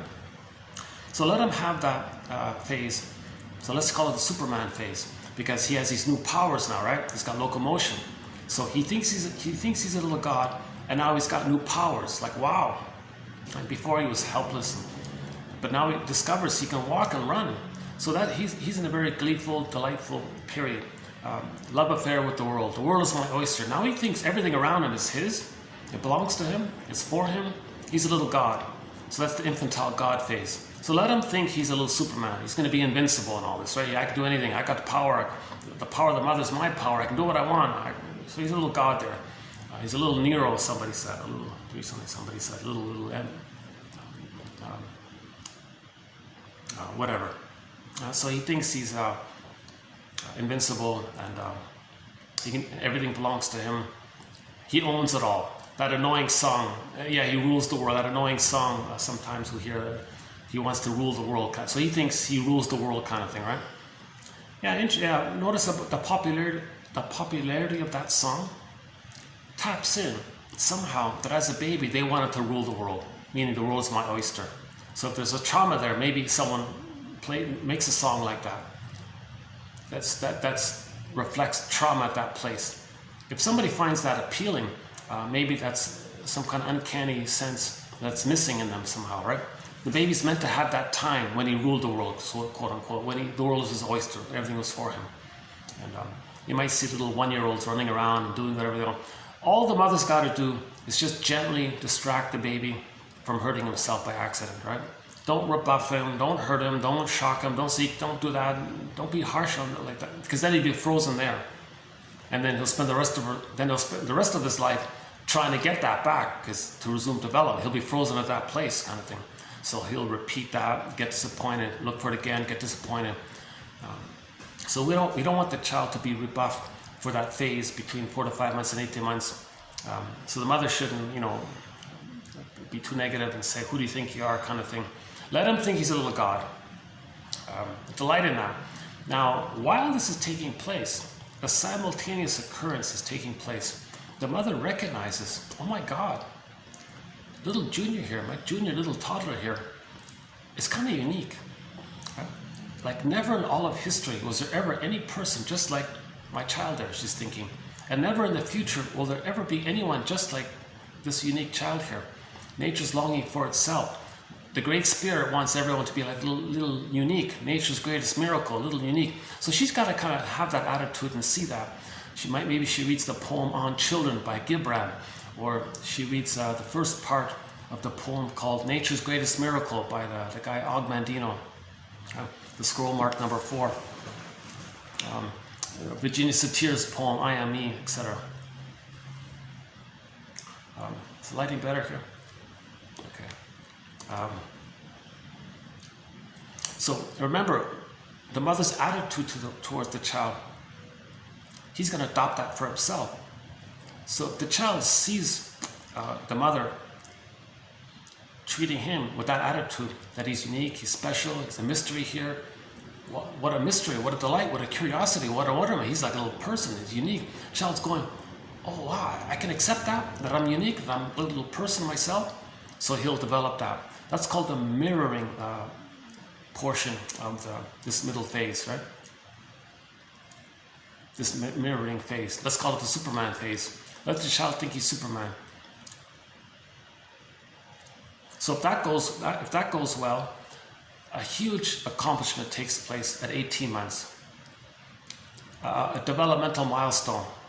That's part of healthy development. That grandiosity where he thinks he's a little god and all this, that mostly dissipates, not completely, but it halfway dissipates, let's say, or mostly dissipates. And then at 18 months, a new phase, he's going to be like a new person now. He's a new, more mature child kicks in, right? At 18 months, enter Walt Whitman's poem. Now, Voyager, seek thou forth and find yourself. Because the baby's going to go, oh my God, I get it now. The world is not my oyster. It's not like that. I'm like a little person, others are people, they have feelings, and I have like feelings myself. Okay, this is very interesting. I got to figure things out here. So he's got a natural curiosity here. Now he's going to be like a little human explorer. Whereas prior to that point, he was just an infantile god. He thought he was a little god. He owns everything, like a little god owns it, like a little king owns it, that kind of thing, right? That's not reality, right? We're all people in one family kind of thing. So now he kind of gets to that place, now Voyager. So from 18 months to 36 months, that's called the rapprochement phase, meaning that the role of the mother is to be there as a secure base for the child from which to explore. So from 18 months to 36 months, the child's going to be like a little explorer. He's going to explore around. At some point, he's going to freak out. He'll run back to his mother for emotional refueling. All that means is that the mother says, I'm here. Oh, you're safe. I'm here. Oh, she's there. I'm safe. He feels okay again. He's reassured that his exploration was okay. He didn't get punished for it or something like that. Mother says, I'm here. I'm safe. Oh, he's safe. I can explore further. He'll explore further. As he explores further, he'll freak out at some point, come back. Mother does it again. I'm here. You're safe. Meaning the mother doesn't punish him for his exploration. She doesn't punish him for his questions and curiosity, right? Just gently distract him, make sure he doesn't hurt himself, but that kind of thing, right? Don't rebuff him. Okay. Like the mother shouldn't say, oh, I'm busy, leave me alone, stop asking me all these questions or something like that. Figure it out yourself. Okay, he'll be deflated there. He could be fixated and frozen there. So between 18 months and 36 months, the child's going to be like a little explorer. The role of the mother is to function as a secure base. Now, when the baby returns for emotional refueling, it doesn't mean that they're going to be one again and regress. Oh, don't explore. I'm always here. Just be one with me. You don't have to be yourself. You don't have to know yourself. You don't have to explore too much. Don't know too much. Then you won't need me. No. It's just a touch base kind of thing. not to regress him. Now, the mother does kind of regress him. He might be very angry. He doesn't want to be engulfed, so he'll be very angry by that. He'll be very ashamed if the mother says to him, you know, I don't like this. You know too much, and you're going to be more mature than me, and you're not going to need me. You know, I'll feel abandoned.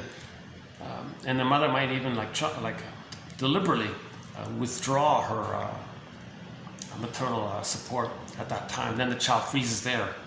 So again, the mother would be then using the child to meet her needs. That's why he gets frozen up. Mothers cannot use the children to meet their needs. They're the parents. The baby's a little baby. Come on. Don't expect the baby, right?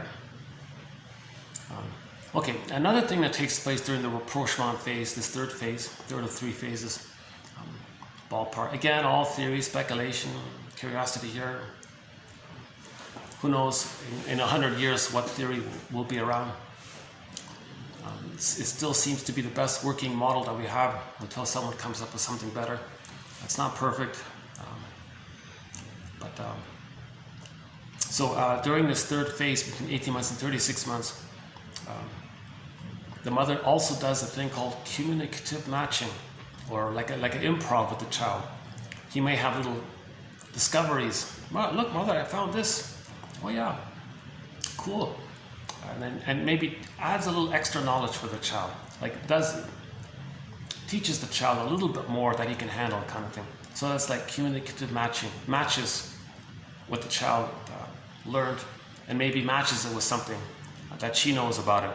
So he's learning that the mother is okay with him learning because she's matching and sharing what she knows with the baby. That's called communicative matching, or like a little improv there. So this goes on back and forth for 18 months, roughly at the age of 36 months.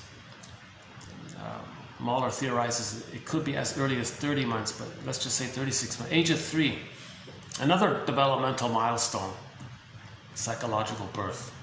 Just an approximate phrase, not perfect. Psychological birth. The wiring is laid down. The main core wiring in his brain is laid down, where he has the memories of the mother meeting his needs during that time. Those bundled up memories is called the holding interject, the soothing interject, the internalized good object constancy kind of thing. That led to him having his self-concept of having been loved, seen, accepted, okay, and so on. That leads to a psychic template in his brain of a sense of self that's been loved by someone who loved him. So his mindset is, I'm okay, you're okay. Right? Mother saw him as okay, so he's okay. Mother obviously was okay by doing that. If he got that, that means the mother was okay. So I'm okay, you're okay. Well, whatever it is. In conclusion, it's in the normal developmental processes, I'm okay, you're okay. Okay, I'm okay, you're okay. So that means at that point, at the age of 3, he has much more of a sense of himself.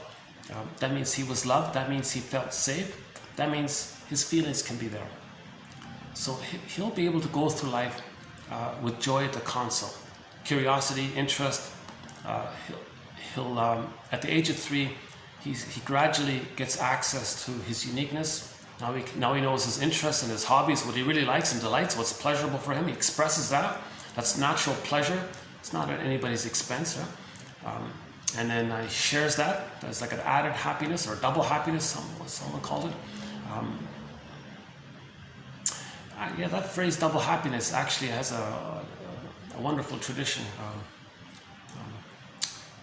So maybe another time when I learn more about it, maybe I'll share it. An interesting phrase. Yeah, it's a nice phrase. So in other words, when the child shares his true self-expression with others, that enriches others, he's happy, he sees others, there's like an added happiness to it, right? So one author called that double happiness. But the true phrase of that double happiness is something different from long ago. There's a very beautiful, rich history of that phrase, double happiness.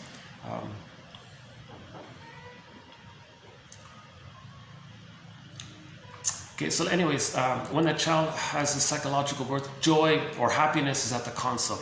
So that's what Zaz was singing here, to love life. He's going to love life. That's joy or happiness, right? And when he shares that with others, that's like a double happiness or extra happiness. I'm okay, you're okay. Two people enjoying the present together. The present is enriched. It's a greater quality, right? It's one thing to enjoy something on your own. That's fine, but if you share it with someone, of course it's enriched for the two, right?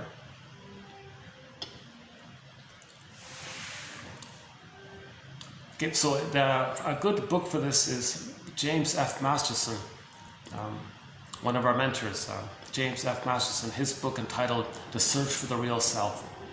Okay? And he describes the various capacities of the real self, part of the self, that becomes available to a person with the psychological birth. Okay? Intimacy, being able to make I statements, knowing your interests. Okay? And then the relationships become like fine wine, because in the present, nobody is distorting the present to replay the past. They can enjoy the present. In trauma, you're going to distort the present to replay the past. So those relationships become filled with arguments. Okay, who's going to play the good mother that the other one needed in the nursery? You be the good mother that I needed in the nursery. No, you be the good mother that I needed in the nursery. So there's a lot of conflict there and competition there. Nobody's enjoying the present. They're dwelling in the past, replaying the past, kind of thing. But in the psychological birth of I'm okay, you're okay, they can enjoy the present. Okay, they can enjoy the present. And then affection and all the natural wide range of feelings are there. Okay, so gratitude is there, an expression of love. Okay, so expressing their true self, that's an expression of love. Right. Now, if there's a mistake, they can correct it. They can make reparation, an expression of love. So all of the more quote unquote human side of being human is the normal, kicks in at age 3 with normal development. The quote-unquote more human side of being human, empathy, caring, tenderness, affection, like this kind of warm, kind of safe, kind of warm connection, right? That's our natural temperament, and joy runs the console. The person goes through life with a baseline, joy running the console. Now, when there is loss, sadness can run the console for a while. They can accept the loss. They can do the mourning process. So sadness is the main emotion, the main response to loss. Okay. So when there's loss, so-called grief, the main emotion is sadness. You need sadness at the console. So in normal development, sadness can run the console, okay? Because you want to admit the loss. In the healing process, you got to admit the loss. That was a loss. Robert Bly said to an audience once in some exercise, repeat after me, man. That was a loss. And some of them were weeping because he never admitted it, never knew that was a loss. You got to admit it was a loss. Okay? So when sadness is frozen up Ice Mountain, they do the manic defense. No, they're not. There was no loss. What are you talking about? Forget it. Get over it. And some cliches will cover. That's called the manic defense. So we need sadness at the console because mourning is about remembering. Mourning is more about remembering and admitting than about brushing it off. And people say, "Oh, get over it," or whatever. No. You got to admit it. It's this verdict of reality that makes the work of mourning so difficult. So we've got to admit the reality, remember the reality, accept the reality that there was a loss. Then now, because sadness is at the console, it's embodied, we can feel it, metabolize it, accept it. Natural organism's response to loss is to feel some kind of sadness. Okay, the famous 5 stages of grief. So it'll be confusing, anger, confusion, bargaining, denial, acceptance, fine. So there's a kind of it's a little chaotic there like this, right? It can be cyclical. It's not a perfect little model there, but it's not a bad little sort of a model to make people aware that there is such a thing called grief work, mourning work, okay, shadow work, trigger work, whatever we call it. Owning it. Yeah, I like that one by George. What's his name? George Valiant, I think. The Wisdom of the Ego book. I think he's the one that said it. It's this verdict. No, mourning is about remembering. It's more about remembering than forgetting, he said. If you remember, then you can lay the ghost to rest, and the memories become an ancestor. The feelings serve you. Joy comes back at the console. If you brush it off all the time, you're going to be kind of haunted. So the house is haunted, right? It means the person feels afraid to enjoy the present. Something they haven't addressed something. The ghost is clamoring their cans or something. Come on, listen to me. And it can lead to symptoms. Those are signals. So psychosomatic symptoms are signs and signals of loss. Yeah, he was saying a lot of physical. John A. Sanford, was it Sanford? Yeah, John A. Sanford. Yeah, we have a couple of his quotes coming up here in today's video. John A. Sanford was saying that most, or maybe nearly all, minus the organic issues, but most psychosomatic symptoms, or maybe all psychosomatic symptoms, are due to this fixation. It's due to this golden ball getting zooped down. And then the life force kind of turns against the person. Then you get symptoms in response. Okay. And that's the meaning of the word EVIL. So when we live, L-I-V-E, but if there's a frozen there, the life force is hitting up against the wall, then it bounces back. Then you reverse the letters L-I-V-E, and that's what EVIL means. It just means the lived is blocked from going forward, kind of thing, right? So then it turns back, and that'll cause psychosomatic symptoms or dysfunctional patterns. And then you say to yourself, what's doing this? Well, the memory of the trauma. Now, those memories of the trauma is also called the harsh inner critic. That stems from Moreno's theory and Edmund Berger's theory and Morton Keeson's theory. Put those three together, that should do it. That the baby failed to save the mother. If the mother uses the baby to save her and the baby can't, that leads to a harsh inner critic in the child's mindset. Now the person goes through life with this constant voice in his head saying, you want to be better? You want to be happy? Did you save the mother? You didn't, did you? Okay. So he's frozen in this place of the memory that he couldn't save the mother. It was painful, he froze up. He wants to be healed and healthy. That so-called superego, or the inner critic, or the harsh inner critic, or the cruel inner critic, or the self-saboteur character comes up and says, hey you, baby, person, child's ego, self, hey you're trying to be happy here? You're trying to enjoy the present? You're trying to get your feelings back? Did you save the mother? When you were nursing, did you correct her? Did you make your dysfunctional mother be a healthy, happy, loving mother that she wanted? Did you do it? Did you succeed? No, you didn't. And the guy might say, geez, why do you ask me this? It's not my job to save the mother. Okay, well now you're getting somewhere. Now you're confronting this monster character, right? You're confronting this character that we might create, who's criticizing you, this inner critic character, right? So you want to do that. You want to confront this character. Look, you.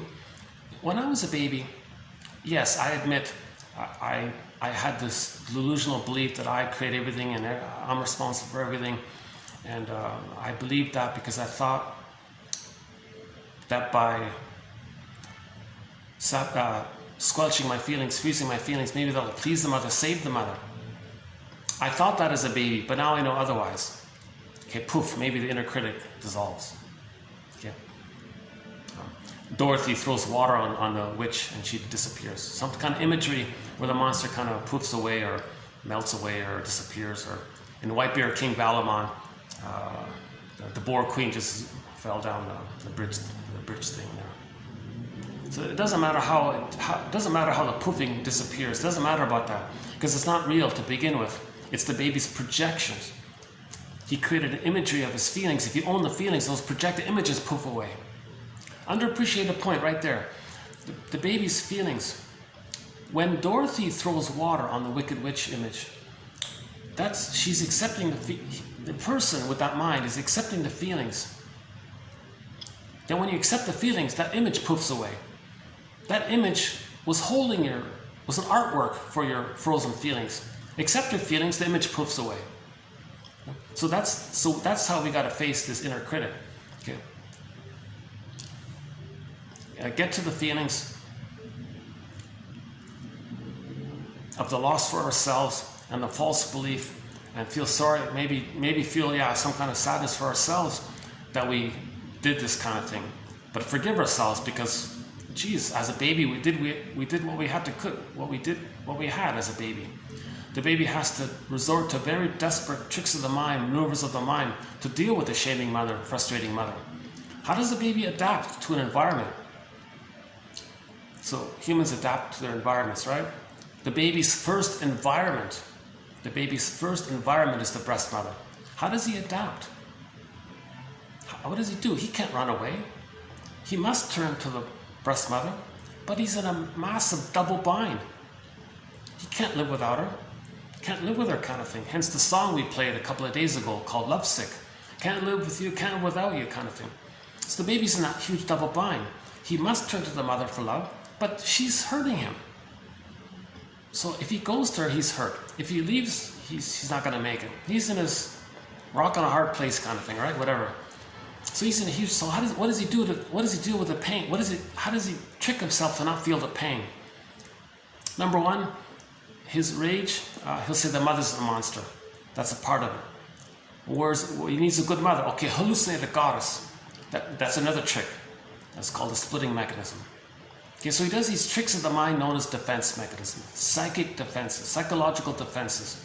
Okay, so all defense mechanisms, like projection and splitting and others, are maneuvers of the mind, operations of the mind, mechanisms of the mind, tricks of the mind, mental mechanisms to help the baby to trick their own mammalian part of the brain, to trick the amygdala, to trick their own amygdala, to not send them too many stress and cortisol. So let's just finish up this point here about that, right? So let's say the baby comes out of the uterus. Mother, I need the paradise with you. Whatever reason it's not there. Okay, we have a whole list of reasons of what goes wrong there. So let's say something goes wrong there. Just 1 second. Let me just stretch my arm here. Sorry. I wonder if I should get one of those stands that holds the camera. I've been holding this thing the whole time. 3 years, yeah. I've been doing selfies for 3 years. Wow. Yeah, I just did my 3rd anniversary. By the way, the longest video in our collection here, the 5-hour video, actually done right here. I didn't know it when I was doing it, but that was the 3rd year anniversary of this channel. Yeah, so that was a pretty good video actually. The 5-hour and 40-something minute video. That wasn't bad. That was maybe a nice way to celebrate the 3rd year anniversary.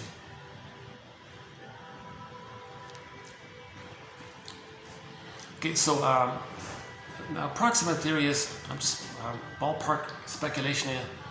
When the baby says to the mother, I need a oneness with you, an attunement with you, and it's not there. First, the baby's like afraid now, right? So the mammalian part of the brain is sending the baby stress hormones, telling the baby to flee, get out of here. So in the stress response, first it's flee. The first response to when joy and sadness are zooped away is fear. So the baby's going to be afraid here. So let's imagine a dialogue between the amygdala or the mammalian part of the brain speaking to the child's mind or ego. Hey, baby, get out of here. It's dangerous with this woman. So I'm sending you these stress hormones. Flee, get out of here. Find another mother. Do something. Get out of here. It's dangerous here. You turn to her, she hurts you. You gotta get out of here. So the child's ego says, hold the phone here. I know you mean well. Yes, this is a very scary situation for me. I'm terrified by all this. Well, that's right. So get out of here. But yeah, I know. But hang on here. I don't have motor skills here. I can't crawl. I can't pick up a phone and ask for help. I'm kind of stuck here. So the mammalian part of the brain says, so you're kind of like backed in a corner, right? Well, I guess so. Well, then I'm going to send you more stress hormones. Oh my God, what did I just tell you? I can't run. I know you can't run, so then fight. Oh my God. How does a little helpless, powerless baby fight with the giantess in the nursery who has all the power and I'm so helpless and dependent? How am I supposed to fight with this monster, this giant? I don't know. You figure it out. I'm sending you stress hormones, fight with her. So the baby is going to like maybe cry or something. Now ultimately all he can really do is use that anger into the fantasy area that he wishes in his angry fantasies. I wish I can control the breast. Because if the baby can control the breast, maybe it'll be reliable and do what it's supposed to do, kind of thing. Or so an extension of it is he's going to become even more enraged because he's getting all these stress hormones. So it's more than that. I can't control the breast. Well, how am I going to control the breast? He thinks, well, maybe he's got his unmet need turns into oral greed, the rage. So now he has this enraged fantasy that he wants to gobble in the breast, control the breast, possess the breast, own the breast, take in the breast, in order to control, he's gonna like gobble in the breast. It's just fantasies here. His baby's desperate to try to get some kind of stability and safety with the mother. So he has the fantasy of wanting to control, devour, possess the breast. So the child's ego says, all right, that's enough, mammalian part of the brain. I can't take any more stress hormones here. I've done all that I could, and I'm so stressed out that I'm kind of like entering into this dreamy-like state here. I have these angry fantasies, and at the same time, there's a pain so utter. I'm in this swoon here. I'm getting these endorphins here. Mammalian part of the brain says, well, what do you want me to do here? Well, mammalian part of the brain, could you consider this? What's happening here with me is, it's kind of like the guy in the car there on the road. Maybe imagine a guy with the gas pedal to the metal with one foot, and with his other foot he's pressing down the brake pedal as hard as it can go. Imagine that car. One part says go, one says stop. It's revving up, it can't move. It's like a conflict in there. Something in the engine is going to go kaput finally, right? Well, I feel like maybe I'm going to have some kind of organ failure going kaput, or maybe some cells in me is going to attack some other cells, and I'm going to have an immune problem here. My body's bearing the burden here. You're wearing me out in my physical. I got to survive here from you. The mammalian part of the brain says, well, I don't have empathy. I don't know. What do you want me to do here? I'm pretty simple-minded. I'm just going to keep sending these stress hormones. Okay, then I got to trick you.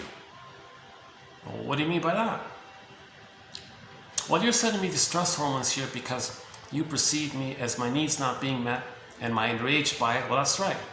Well, what if I were to trick you into thinking that I don't have needs and feelings? How are you going to do that? Well, I'm going to project. I'm going to do a trick of the mind to fool you. How are you going to fool me? Well, my rage and oral greed, I'm going to attribute my traits onto the image of the mother and say that the mother is enraged, wants to eat me. I'm not enraged. I don't have these gobbling and fantasies. The mother has gobbling and fantasy. The mother wants to eat me. The mother is enraged, wants to eat me. The mother's a hungry wolf that wants to eat me, kind of thing. Does that work? The mammalian part of the brain says, well, I'm still confused. What do you mean? Well, if you think your mother's a monster that wants to eat you, how are you going to take in the powder stuff or whatever she's giving you?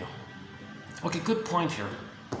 I'll deny the whole thing and then hallucinate that I'm safe with the goddess. I'll hallucinate, kind of like the guy in the desert, thirsty in the scorching heat, trying to survive, who then hallucinates an oasis. Well, I'm in this scorching pain. I'm going to hallucinate a goddess breast. Lovely, divine, beautiful, heavenly breast, right? So, heaven or hell, right? Yeah.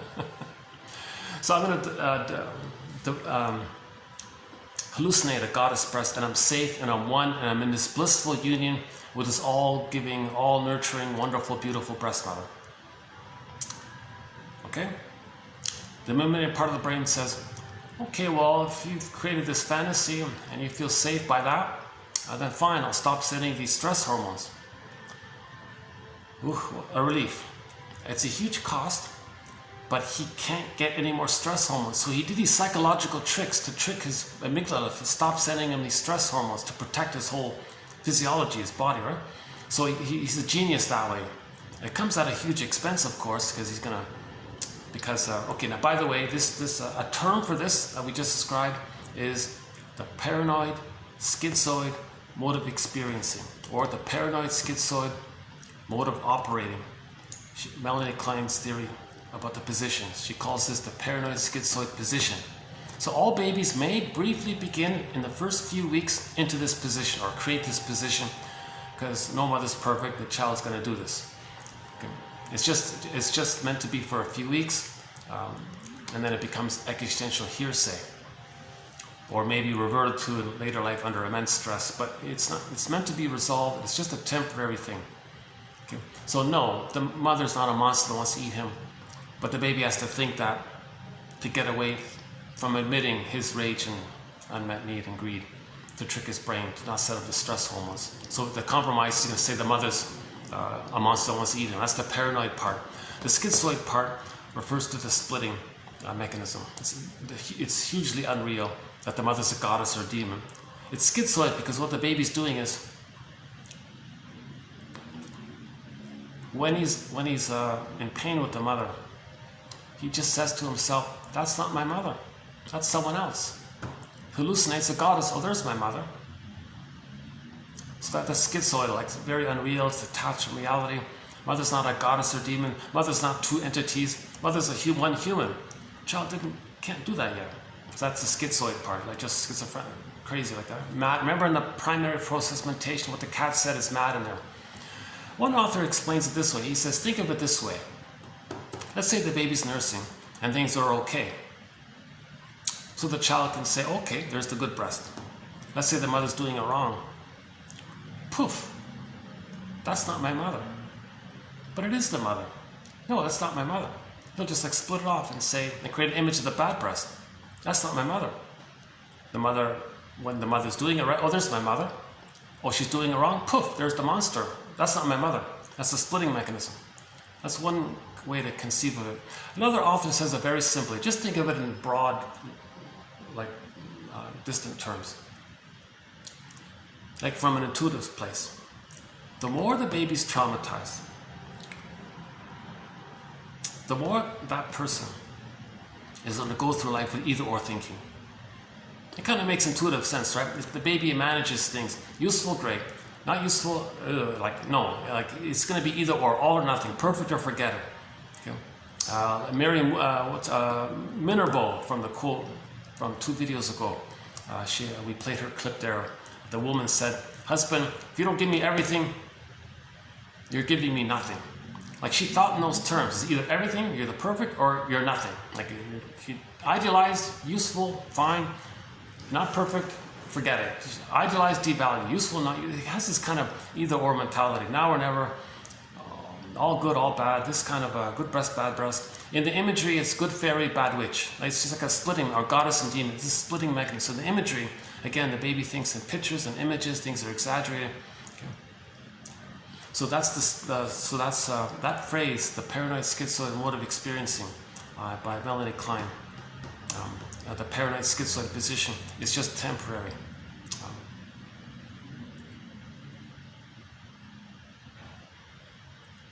In normal development, when the child gets enough experience with the mother, he can accept the reality. Oh, the mother's one person who's satisfying and sometimes makes a mistake, but you know what? I remember that she was satisfying. Now she's making a mistake, and the child can hold it. So-called tension of the opposites. Love and hate, simultaneous. Third side of the coin, he can hold the ambivalence, the confusion with the mother. That's called the depressive position. Because now, if he were to be very enraged at the mother that loves him, he'd feel badly to hurt the one he loves. So it's all complicated like that. But that's healthy. That's like a developmental accomplishment to move into the depressive position. Because in the depressive position, the template is they see the two sides of the story.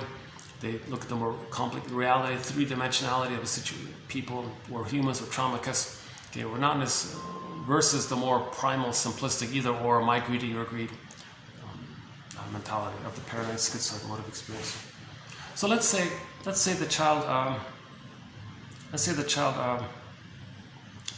So let's back up a second. In normal development, he gets his paradise. Okay, the egg needs, then the Superman needs, and then the now Voyager needs. Okay, so egg, Superman, now Voyager. In the film, in the classic movie, Now Voyager, the daughter, Charlotte, played by Betty Davis, was enmeshed in this negative, painful oneness with the abusive mother. Right? So she could know herself. Right?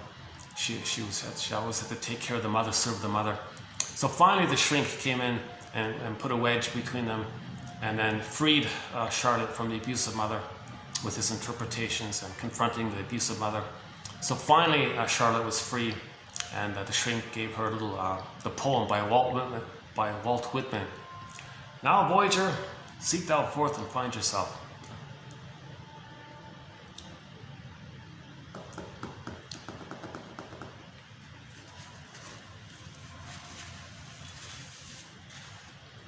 Oh yeah, I played the clip. I remember playing the clip about 2 years ago. I showed, when I was online, I showed the scene. It's easy to look up. Look up the film Now Voyager. That scene where Dr. Yapko, actually, he's the same actor.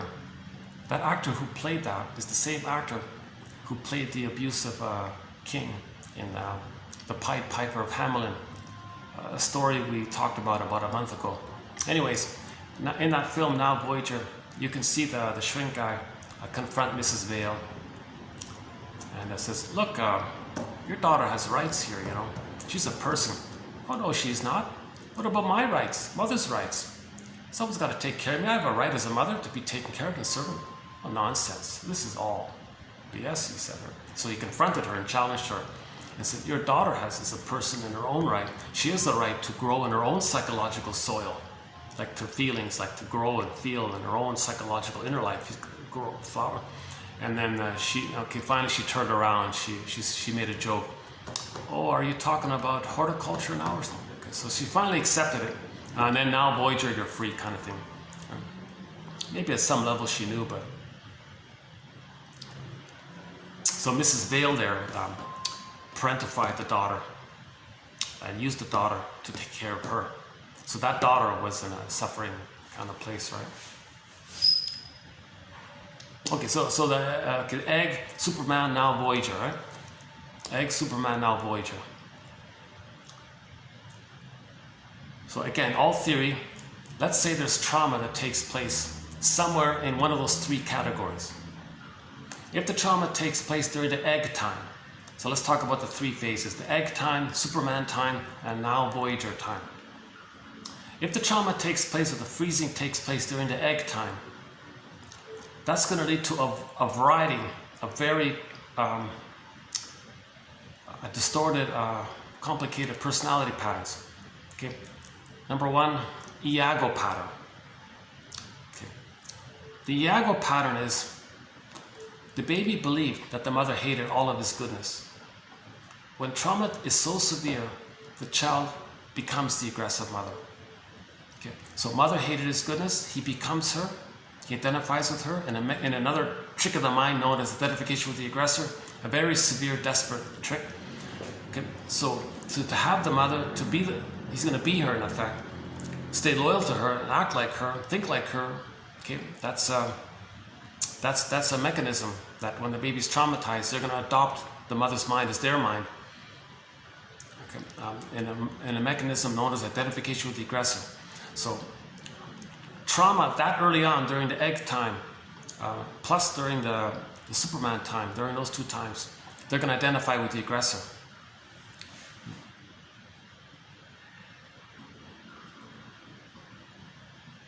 Okay, so the Iago pattern is that the baby believed the mother hated his goodness. Again and again and again. Mother, I have this pureness and goodness. Okay, mistletoe, malatoon, unavailable, rough handles the baby, uses the baby, shames the baby, unavailable for the baby, don't bother me, baby. Oh, again and again, and it gets like a strain. Eh? It builds up. The child, like, it goes on again and again and again, up to 4 months like this, somewhere during that time between birth and 4 months, where he freezes up at that time. If he freezes up at that time, what he does is his self-concept, being so damaged and shamed and defective and all this, he'll say others are that. He'll take refuge in the old archaic belief that when he was in the uterus, he was a little god. He'll cling to that and think and pursue that. Search for glory, idealized self, perfect self, grandiosity self, infantile megalomania self. This imaginary, illusionary image. Okay, so that's the narcissism. Again, the psychology of narcissism is named after the little white flower, the narcissus flower, which gives illusions. So the narcissist psychology is this illusion that he's a little god. That's why it's named like that. So he'll take refuge in that. So if he thinks he's a little infantile god, he'll say, I'm okay. Now his humanness, he'll say, no, others are not okay. He's going to reject the quote-unquote more human side of being human now, because it was rejected by the mother and him. So to cope with that, the strategy is he'll project his own soul onto others and say others are no good, meaning himself, but he can't accept it. To remember the cortisol, the stress, he's going to project it. So let's go back to that dialogue. The amygdala says, hey you, I'm going to send you more stress hormones because you're being shamed again and again and again. Okay, well, stop. You're doing this because you believe I have a self that's no good and it's being shamed like this. What if I just tell you that others have my woundedness and I don't even have it? Then what are you then? Well, I'll be the old god. So the amygdala is tricked. Okay, I'll stop sending these stress hormones. So another trick is he'll say others are not okay.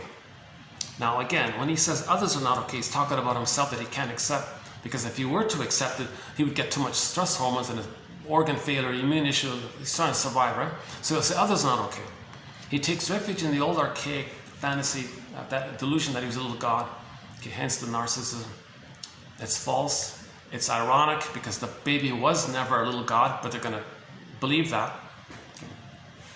So his mindset will be, I'm okay, you're not okay. Now, he identifies with the aggressor. Okay. So the mother shamed him, hated his goodness. So to stay one with the mother, to have a connection to the mother, the only connection you can have is to be her. But from the baby's perception, she hated his goodness. So to have her, he's got to hate goodness. That's called the envy personality pattern, or the Iago personality pattern. So that's one of the personality patterns that can spring forth during the freezing, during the egg time, is the Iago pattern, the hatred of good. That's one of the most disturbed ones. There are more disturbed ones. It's sort of out of my zone. I don't let the professionals deal with the more. That's sort of out of my zone there. Right? For example, the ones that say something's only wrong if you get caught. Can you believe it? The psychopathic slogan. So I don't really know how to go there. I feel that's just way beyond my. Maybe someone said maybe it's a question of degree, like depending on how much trauma. Maybe there's shock traumas and developmental traumas, so they cross over that kind of disturbed line. I don't know, but let's just stick with some of the more basic mainstream ones, right? So if trauma takes place during the egg time, one of the personality patterns is the Iago pattern. Iago, he hates all goodness, right? So Iago's the character that, he's like a turtle detached and takes grandiosity and then gets others. And then he spreads rumors using others as proxies to get others against themselves. And he's in this shell-like turtle thing, and he's getting others against themselves. That means the goodness of the others is being damaged, and he causes it, so he feels safe with the mother who damaged his goodness. Okay, so I'm going to have to go, at some point I'm going to have to talk about the record here. There's a thing called repetition compulsion. When there's a trauma, we repeat in the present what happened in the past. When a stinger personality pattern repeats the past in the present, they act like the aggressor. Others will represent their innocence, shame others to replay how the mother had shamed them. And they're replaying the original record of the mother shaming them. Okay, so when we're frozen, we repeat it. Okay, so let's do it now. Neurosis is the petrification of an inner conflict that's repressed. Every neurotic is a music enthusiast. He only has one record. This tune, mother shamed him. The cry for love, mother shamed him. Love, not shame, this cry for love. Okay, everything's love or a cry for love, so there's a cry for love. Okay, on that record, the baby cried for love, the mother shamed him. He's going to carry, every neurotic's going to carry this record with him everywhere he goes throughout time. In every new situation, meaning every time he sees a record player, new opportunity, new place, new people, new situation, in every new situation, new interaction, he's going to spin off that tune, that he's going to recreate and relive in the present that interaction with the mother, that cry for, because they're still back in the nursery. So in the present, he'll do this psychodrama thing. He'll distort the present, misuse the present, make up the present, coax people to play roles. Masterson calls this transference acting out, because you're going to transfer the past into the present and do this acting thing, like actors and co-actors. You're going to create this psychodrama thing, this as-if theater thing to metaphorize the past, to still cast people into roles in the present for the past.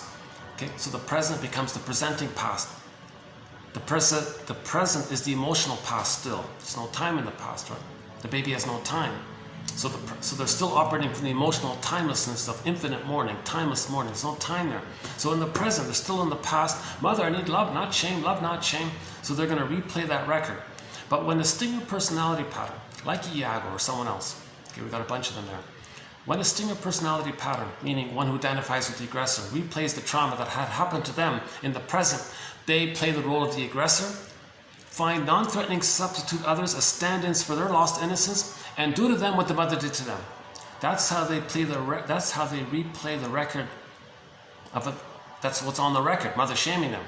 It's just that when they replay the record, they can't relive how the mother shamed them. They can't recreate how the mother shamed them.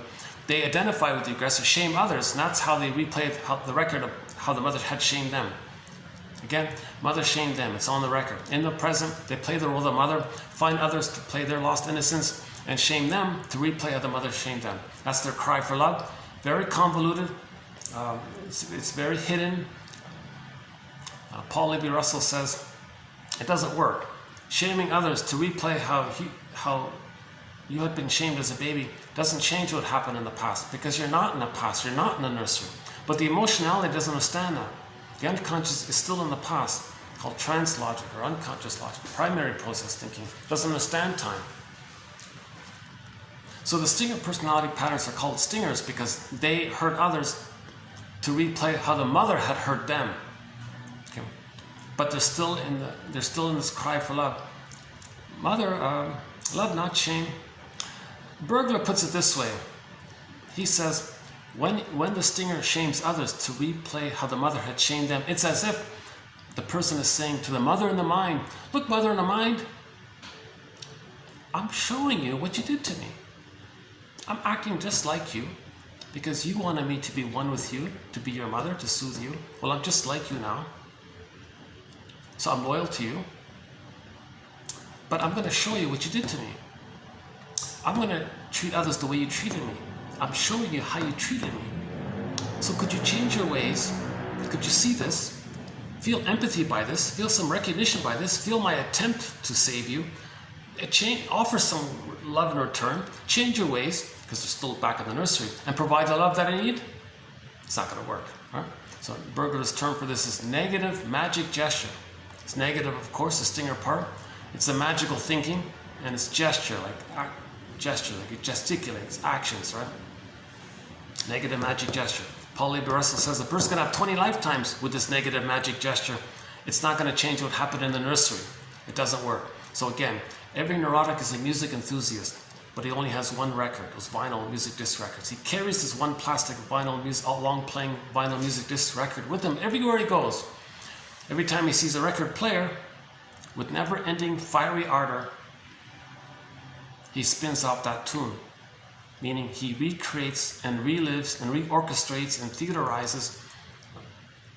orchestrates like a theater thing, the past, a symbol for the past, to still play the emotionality of the past, because they're still in the past emotionally. But when the stinger plays that record, they don't do it directly, meaning they don't just want others to reject them the way the mother rejected them. It's too painful to relive how the mother rejected them. They've identified with the aggressor.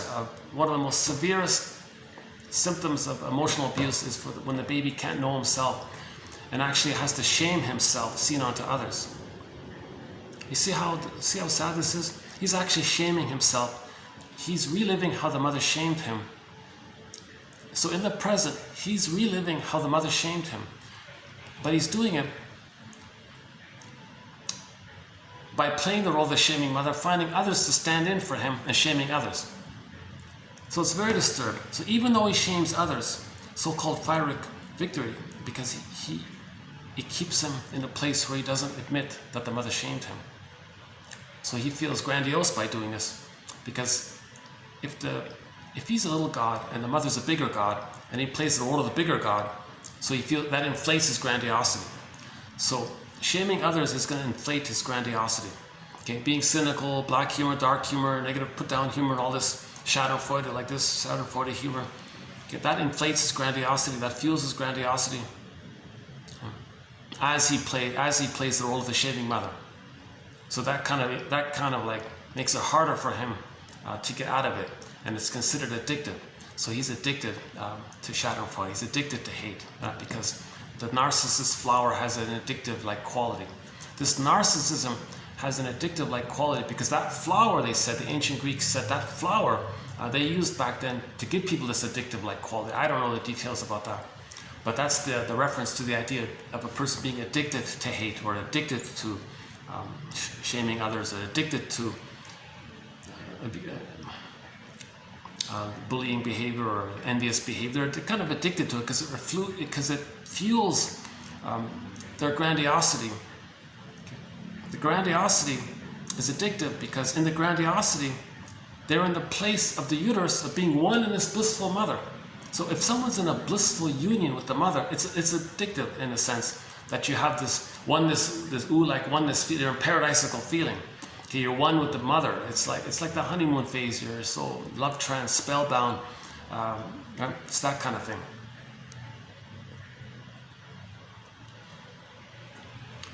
So that's why the stinger personality patterns have the task to observe that the way they're treating others is a mirror for them to know how their mother had treated them. If they can do that, somehow, some way, on their own, in their own way, in their own time, in their own way. What's his name again? Ketchel and Thomas, from about 2 months ago, they talk about therapeutic turning points. Then the reflection of this, so the quote is about, if you can reflect on how you're repeating it, that's a therapeutic turning point. Because the person can say, oh my God, my unconscious is trying to let me know how I was treated. My unconscious, or the puppet master, is just getting me to play the role of the aggressor, to let me know how I was treated. Alice Miller, she says, where do emotional abusers get their ideas from? Okay. Edmund Burglar's answer is, if you want to understand the dysfunctional person in the present, as usual, the answer is in the nursery. Look to the nursery, something like that. Okay, that's one stinger personality pattern. So Iago has hatred of the good. So they're very destructive. They're the unhealthy 5 on the Enneagram, the unhealthy 5. The 8 is a proxy for them. So again, proxies when someone else feels for you, does something for you, or plays a role for you. So traditionally, the 5 will admire or be entranced by the 8. That's the bully pattern, another stinger personality pattern. Okay. So the 5 is like the turtle version of the 8, because on the Enneagram, when the 8 is stressed, they become like the 5. When the 5 feels safe, they become like the 8. So the Enneagram is useful for this line between the 5 and the 8. Okay. So the bully pattern is overtly aggressive, overtly hurtful and all this. The 5s are kind of afraid of all that, but they want to do that. So they admire the 8s. So usually the 8s become a proxy character for the 5, and the 8s love having a 5 to admire them for it. So there's another stinger personality patterns called the bully pattern.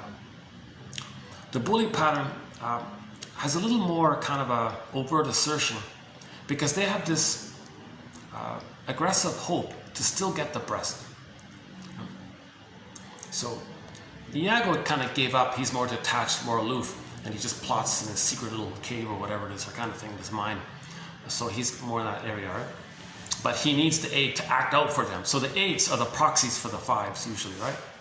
underappreciated point, but it's a very common point that's made in the Enneagram literature, that the 8 is a proxy for the 5.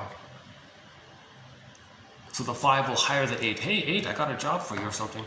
And the 8 is thrilled to have somebody to hurt or shame or damage, because the 5 wants to see goodness damaged.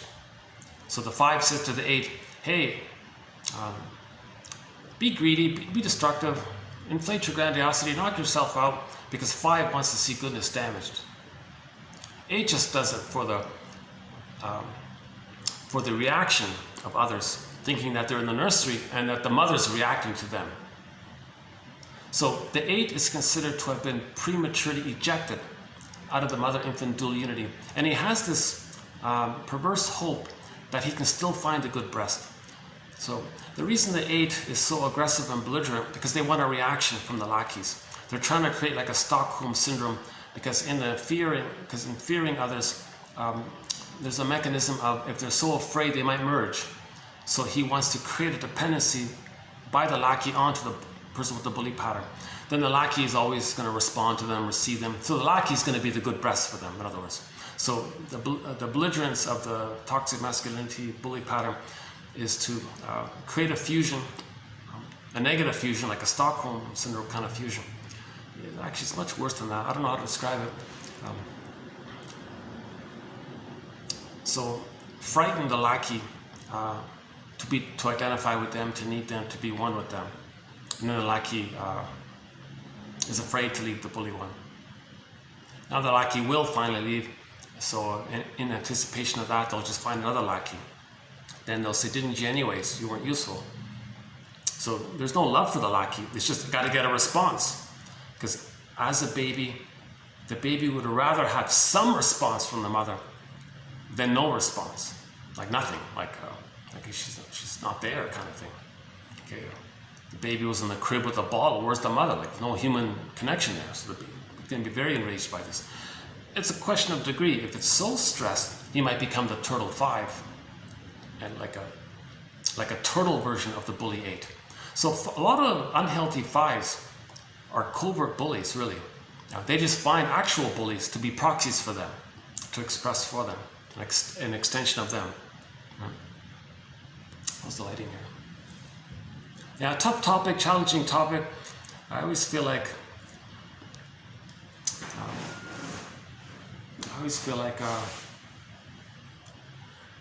it's tough to be.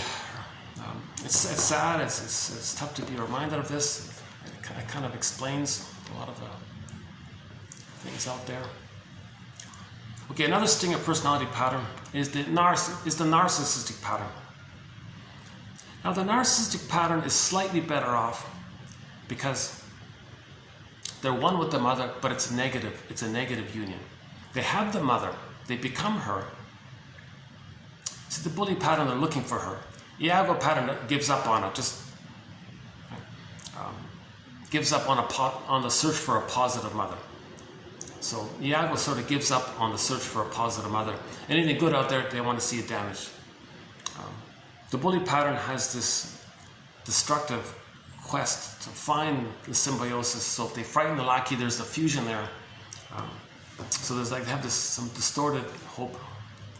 So that's maybe like the positive intention of the bully pattern. They're looking for the good breast, and they're angry about it, and they want to get it any way they can, kind of thing. They don't love the lackey, they just want a response. So, now the narcissistic pattern, a variety, it takes various forms, but just in general terms, the narcissistic pattern is one with the shaming mother, but they're stuck in the tar pit of a negative symbiosis. So the issue of safety isn't so pronounced with them, but they're hostile, they're angry. Okay, now if the narcissistic pattern, if there's shock trauma in it, there might be like holes in their psychic map. That's like the Swiss cheese of it. When they fall into that, they go back to the bully pattern. So this oscillation between the narcissistic pattern and the bully pattern, that's called the lower functioning BPD pattern. So I'm still using Grotstein's theory about the lower functioning BPD pattern. He says it's some kind of fusion between the narcissistic pattern and the bully pattern. And Masterson said something about the Swiss cheese issue. So maybe it's like a Swiss cheese narcissistic pattern being reminded of a kind of shock trauma. Those memories regress him back to the bully pattern. Then he may go back to the narcissistic pattern and flips back and forth between the two, hence the chaoticness. Now, the narcissistic pattern without holes in it, they're pretty consistent in their cynicism and hate and greed and envy and all this. They're pretty consistent like that. But if there's holes in it, they can be more erratic and regress to the bullying place. And if that doesn't work, they may regress to the turtle place of the -5, right? So those are the main sort of stinger personality patterns, just broadly speaking, that we're currently covering. Okay, so the Iago pattern, bully pattern, and then the lower functioning BPD pattern, and the narcissistic pattern. Okay, and again, those 5% of the so-called psychopath, that kind of criminalic, that kind of area, I don't know about that, right? Edmund Burglar has a book called Curable and Incurable. So back in the 40s, he struggled with this issue as well, and he felt at that time, based on the knowledge that was available back in the 40s or early 50s, that he didn't know himself. So he temporarily called them, I don't know, he said maybe they're incurable by knowledge of that time. But now it's 2023, there have been some advances. So I wish we had an Edmund Burglar alive today to kind of continue his work. Edmund Burglar, one of our mentors, an immense contribution to psychoanalysis. Maybe I can turn on the light here. Hold on a sec. Let's turn on the light here.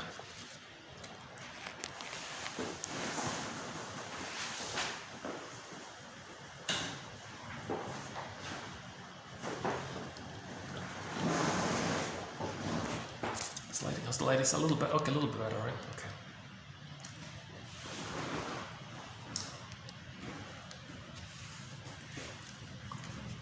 Yeah, see, if there isn't like a group function or some kind of event function or like a tour group function, it can often be kind of quiet, because this place is mainly for the breakfast buffet thing, right? And so yeah, it took me a long time to find this venue here. Hopefully this can be more of a regular for me here. I'm willing to pay the expensive coffee, yeah. By the way, for a price of a coffee, we'll talk about that later. It's good coffee, yeah. It's good coffee here. To my surprise, yeah.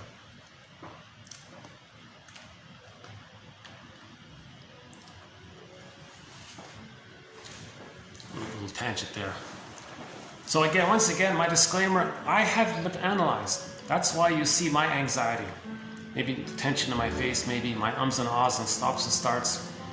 So I have unconscious anxiety. If I had the funds, I'd be on the next flight and do an analysis and get back my golden ball. Right?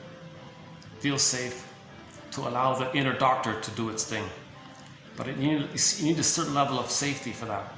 And the caring witness understands the process, and then you feel safe by his understanding. Then you can heal from that, right? So the therapist creates the conditions to allow healing to take place. The therapist doesn't heal you. He just helps to create the conditions for the inner doctor to do its thing. Oh yeah, they have you get, from now on, from this point on, the music in the background you're hearing is the lobby. In the lobby, I'm on the second floor. The lobby, they hire. Is that it?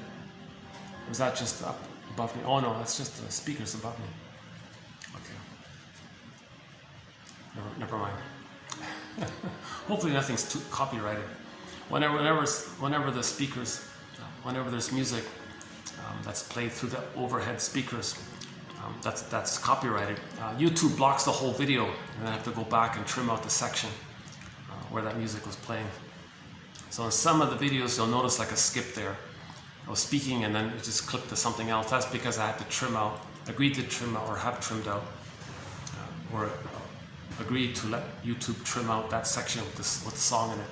So a lot of songs, a lot of great songs, unfortunately I can't play. Barbara Lewis's English cover of Windmills of the Mind. Yeah, I can't play it, they block it out. Pavlov's Dog, all of their songs they block out. Jeez, a lot of great classic rock. Pavlov's Dog. Julia, Late November, Episode, theme from Subway Sue, a couple of others. Ziana Zain, I love her music. Devram Kaya, oh my god. One of the greatest songs in my opinion is Devram Kaya's song, Huma Kusu. What a great song. That also gets blocked. A lot of pop songs get blocked. One Way Ticket gets blocked. But this song's okay. It's a Boule Parani.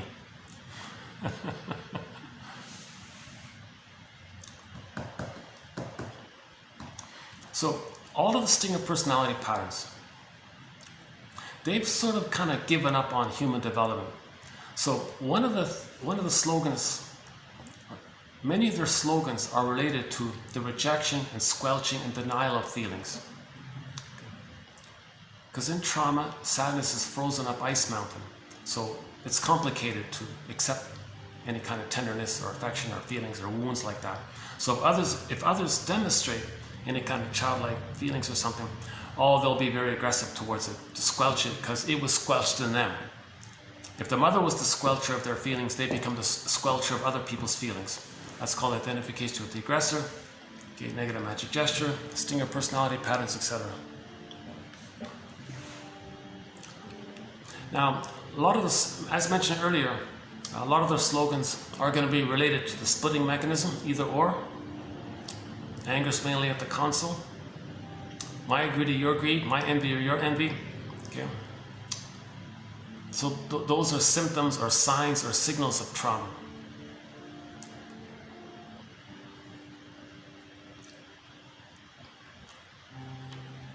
By the way, if two stinger personality patterns get married, enter scapegoat hunger.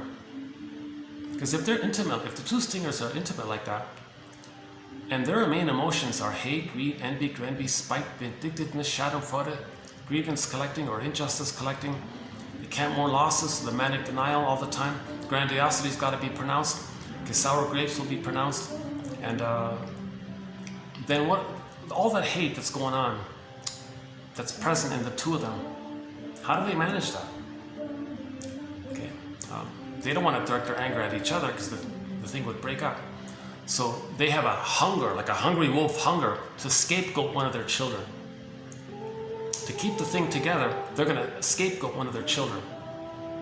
Oh yeah, that's the lounge singer, yeah. Oh, there it is. There's the piano man. It's not Billy Joel. So there's the piano lady. Is she playing a piano? Yeah, I think so. What you're going to hear from now on is on the ground floor. There's sometimes it's one person, sometimes there's two people playing cover tunes. It's tolerable, it's okay. But they play all the basic sort of standard stuff. Yeah, this is familiar, right? It's gonna be distracting a little bit, yeah. That's okay. Let's keep going. Hold on a second.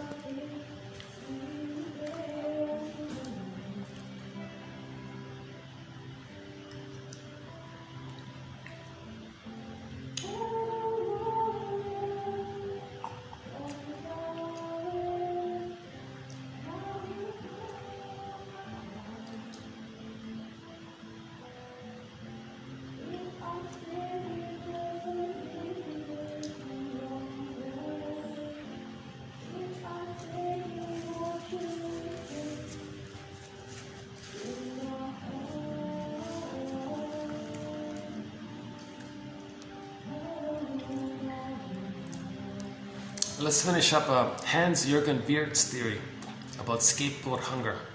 Underappreciated point, sometimes called family systems theory or family systems process. Or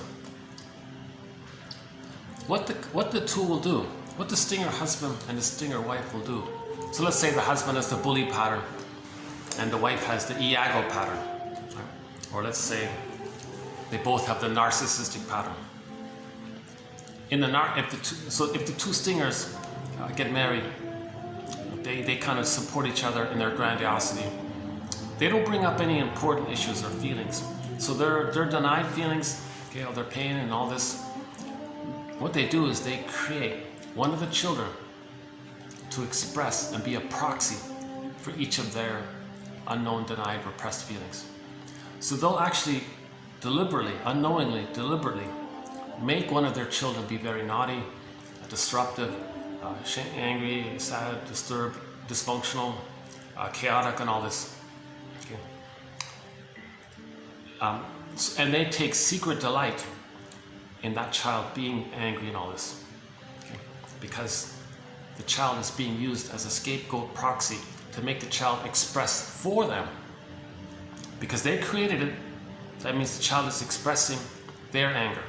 So one child's going to express the stinger father his anger, and the stinger mother her anger, and the child goes along with this, of course.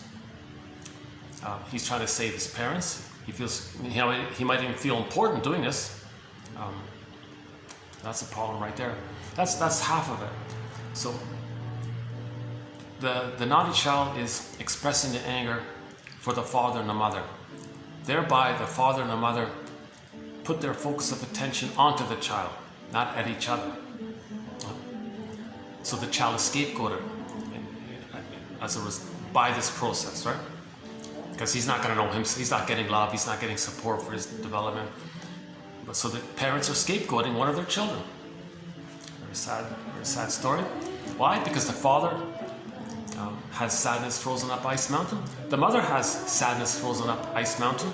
Neither of them can heal and mourn, or neither of them have reached that place of recognizing that their inability to mourn is a symptom of trauma. They didn't get there yet.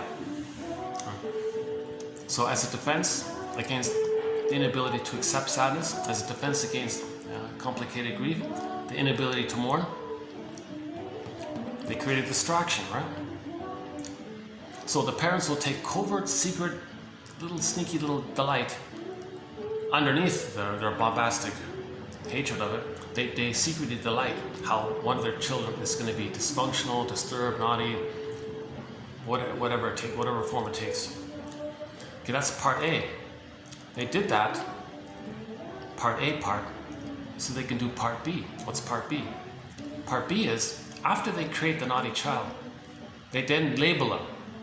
He's a naughty child or something, let's say, or the bad child or something, or a dangerous child, threatening child.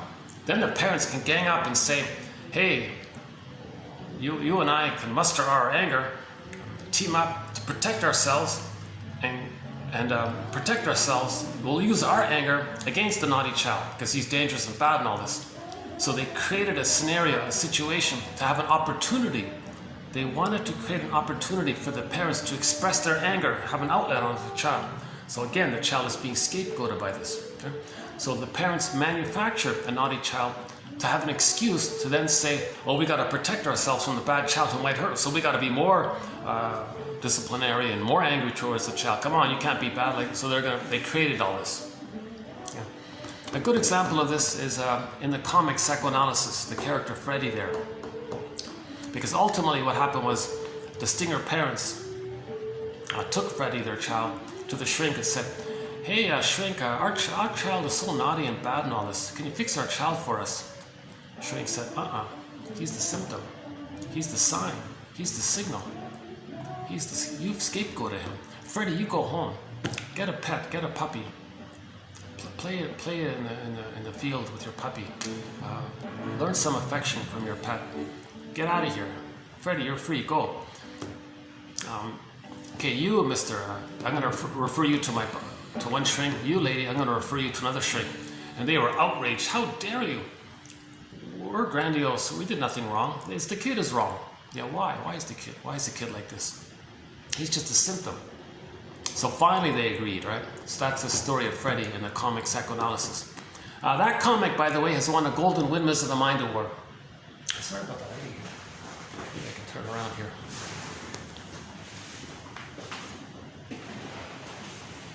Let's try this.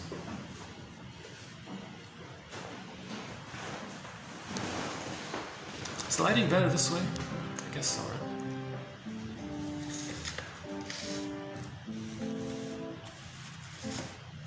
Let's try this. Okay, so scapegoat hunger, right? So Freddy's, the naughty child is just a symptom. Now, if they have two kids, they might idealize one kid, give them all the support, and make one child a star as a narcissistic expression. So one child can become very successful, and they'll say how good they are, and they get all the support and praise, and the naughty child will complain about it, I guess. So there's like a splitting there already, right? Where one child is the star and all this, the other child is the shadow of the parents. Oh, wise man says, oh, she's playing Elvis Presley, huh? Okay, I can't help falling in love. Okay, let's, well, this is going to be distracting. So this idea, I can't help falling in love. Okay, let's do a sidebar here. Remember the wiring the baby creates and created with the mother, with the painful, frustrating mother? He created a wiring. That's unfinished business. He wanted a healthy wiring. He's stuck with a cursed, painful wiring. Okay. So later in life, if he meets a girl that has the psychology of his mother, that triggers the connection with the mother. He can't help falling in love with her. He's going to be spellbound, love trance, okay, puppy love, infatuation, transfixed, puppy love. This I can't help it. He can't help it because that person in the present is an emotional reincarnation of the mother from the point of view of neurocircuitry. Because that woman in the present has the same mind, more or less, like the mother. Okay, so they're reminded of the evocation of the neural networking firing of the mother through the partner. That's called transference love. Okay, this is not love. Okay, so when someone says something like that, I can't help falling, oh, you're everything, you're perfect, you're my one, you're my all, I can't live without this whole infatuation. That's called transference love. It's not love, it's transference love. Because the person in the present, I can't help falling in love with that, can't help it kind of thing. The emotionalities that they're back in the nursery, oneness with the mother. It seems to be they revived that oneness and the hope continues. Now they're going to say, you, person I fell in love with in the present, you're perfect, I love you, but could you please change your ways? Could you be the good mother that I needed in the nursery? It's like a second chance, because it's the mother, it's the emotional reincarnation of the mother back in the past, right? That's why he can't help it. It's a neurocircuitry thing. It's unfinished business, it's pain. He wants to get the love. It's the cry for love with never-ending fiery ardor. It's this compulsion. He's got to get positive wiring with the mother. So some woman in the present reminds him of the mother. He's hoping for that positive wiring. I love you, you're perfect, now please change. Now she's doing the same thing, hence there's going to be like a battle there. You be the good mother that I needed in the nursery. You give me good wiring. No, you give me good wiring. So it's going to be the hostile dependency kind of thing. Okay, let's see what the next song here. Well, that's a thought. Maybe I can just continue with the songs here. Almost every song is familiar, right? Maybe I should make a request. Play Love Hurts by I think Roy Orbison is the original of it, but Dan McCafferty really belts it out really well. Actually, Ann Wilson of Heart does a good job as well, but it's really Dan McCafferty. Love Hurts. What's this one here? Okay, wait a second, let's see if I know it. Not yet.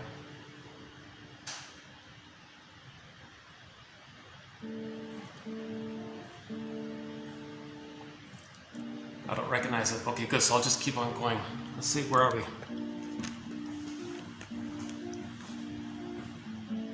In this video, we'll be doing a little bit on a thing called trance logic, a continuation of the past 3 videos. Plus, we'll end up with a few quotes by John A. Sanford, an excellent author. Oh my God. Yeah.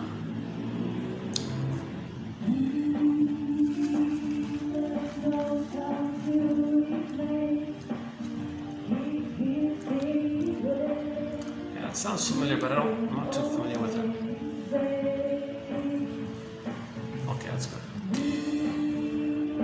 Does anybody know what this is? It's vaguely familiar, but I can't name it. Yeah, I don't know.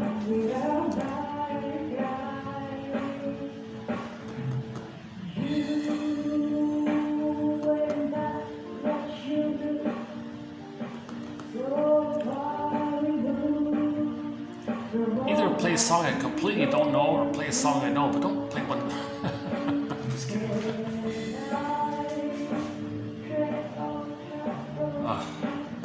Yeah, it's vaguely familiar, but I don't know it. I can't lower the volume. Let's just give me a minute to get used to this, and I'll get back on track here.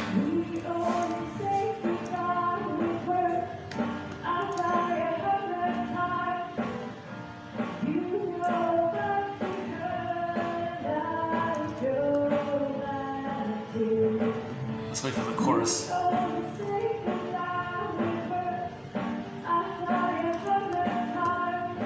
Jesus.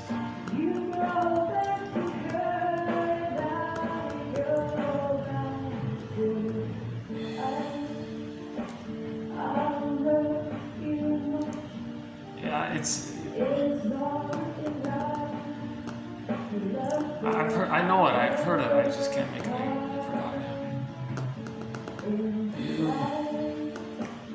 Okay, never mind. Why am I stuck on this? Yeah, we'll be doing some quotes by John A. Sanford. Oh my God, as mentioned in previous videos, if anybody out there has his tapes, please kindly digitize them for us. John A. Sanford is an intellectual powerhouse. He provides psychological interpretations of religious stories. In the same way, others provide psychological interpretations of myths and fairy tales. He thinks they're in the same category, and he makes it clear. So most religious stories, myths, fairy tales, dreams, this is all primary process mentation, this pictorial world, right? So we'll do a few quotes from him. But I did spend 2 videos already recently. I highly recommend those 2 videos on John A. Sanford's work. Okay. So his story is very interesting. There's only one little clip of him. There's only like one little like short mini interview with him on YouTube. But we got his books available. But apparently in the 80s he did a whole bunch of lectures. He did the lecture circuit, providing psychological interpretations of myths, fairy tales, dreams, and religious stories. It's all one batch there. Primary process mentation. And there were it seems there were dozens, possibly 100 of such lectures. I'm really hoping somebody has these tapes. Apparently there used to be a company, an audio production company called Journey into Wholeness. Journey into Wholeness. They're defunct. I guess when he passed away, the thing shut down or something. But they're the company that recorded his tapes. If anybody has those tapes, that would be a real boost to healing. Because he clearly teaches. He makes it as clear as it can be. How myths, fairy tales, religious stories, and dreams are pictures of trauma. So we're knowing about our trauma. We're understanding our inner life, what's going on. And these pictures are making us aware of the trauma. And it's very helpful to have this kind of dialogue between our unconscious and the unconscious. We want like a bird to fly. Hermes flies across. Hermes, the Pied Piper of Hamlin character, flies across. The Pied Piper from the film, the 57 film, he's an emissary of unconscious processes. Okay? So we need some kind of dialogue with our second self, our secret self, our unconscious self, our double self, our unknown self, our repressed self. Okay, so by the age of 5, so much of who we're meant to be, our true self, gets repressed. If we were to create an imagined character who embodies our own disowned traits, oh, this annoying song, oh God, yeah. This is quite a sappy song, this one here. La la la. What's this? It's not the Carpenters, is it? Roberta Flack, right? Roberta Flack? Is that the one? Oh my God. I haven't heard this in ages. Yeah, this was a very sappy song that was on the radio quite a bit, right? Sha-la-la-la-la.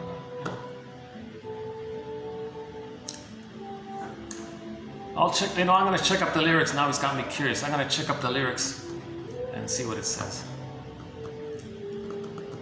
If it's some kind of idealization, I found you, you're perfect, you're the one for me, I'm in heaven with you. Maybe it's that honeymoon period where they found someone and re-triggered the bliss that was insufficient, that was missing. They got the bliss, maybe for the first time, hence the intensity of it all, right?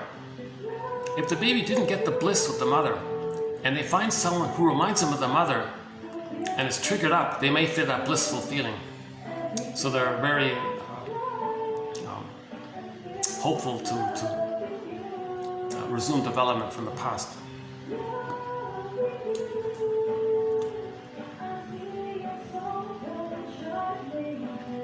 Okay, it sounds like this, the falling in love phase, the honeymoon phase song. Oh, everything's wonderful, you're my everything, you're my one, my only, my all. It's so perfect, so blissful. La la la. Okay, okay. Okay, so the person is being revived, the symbiosis, the oneness with the mother is being revived. So a lot of this exaggerated blissful feelings with somebody, it's the revival of the blissful feelings. Okay, that was insufficient. And now we're so glad to get it back, because now we're going to resume development. Now our hopes and dreams are going to come true. Our needs to develop, to live. Remember when there's arrested development, the life force bounces around, and the EVI. So that's why we're so liberated. We're emotionally, we feel free again, because we're going to live. We're going to resume development.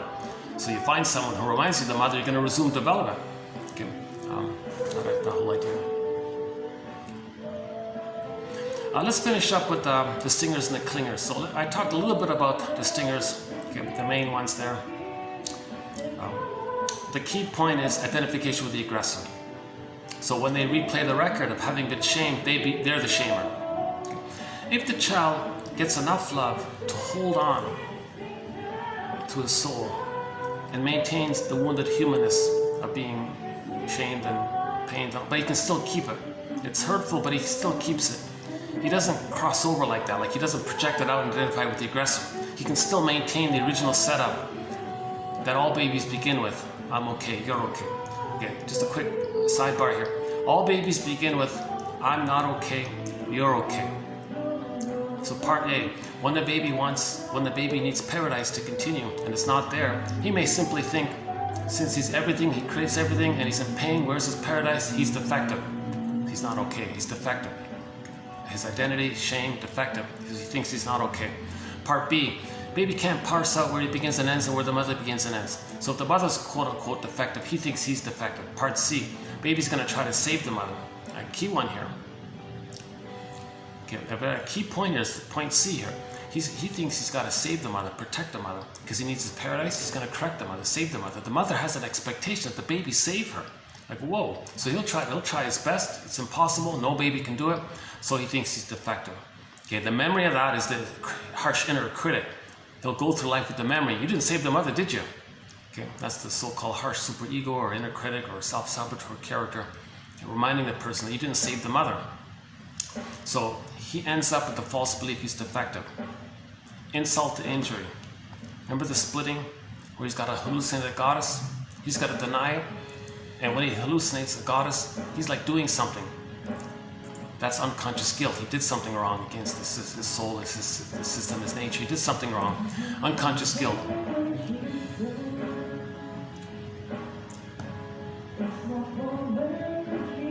Now this is also familiar, but I can't make it up yet. I can't even yet. Oh, ain't no sunshine. Oh, okay, yeah. Okay. Forgot the singer's name, but ain't no sunshine when she's gone. Yeah, okay, so there's like one.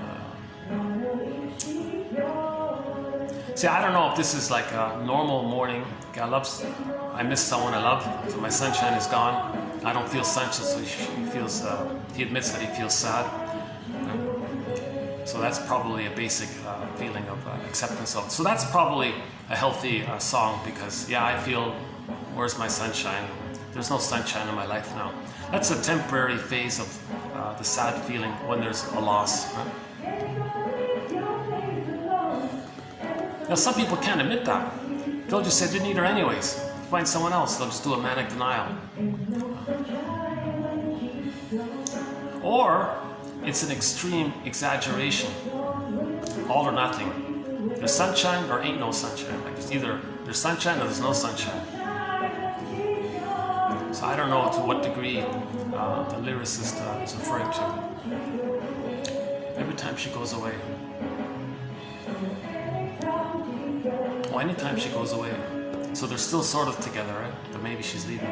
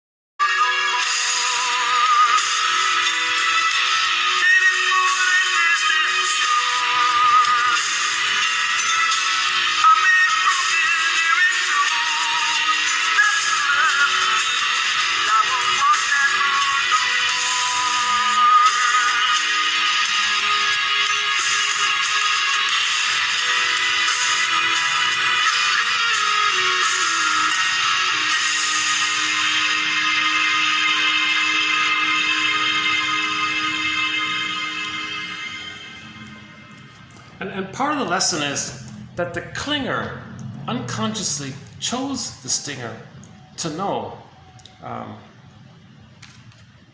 their pattern, right? So they're going to find someone who's going to reject them to replay how the mother rejected them. So something like that. Okay, maybe let's begin with today's quotes here.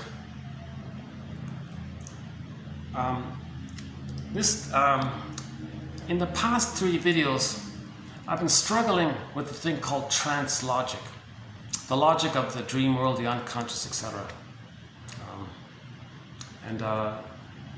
This will be like part 4 of 4 on it, and then we'll get into Sanford's quotes. So, as I understand it, when the baby is traumatized, he's going to identify with the aggressor, right? Take the mother's voice.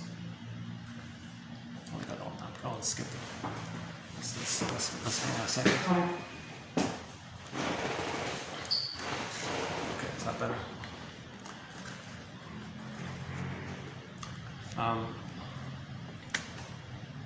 So remember that point, or consider that point, that the baby identifies with the aggressor.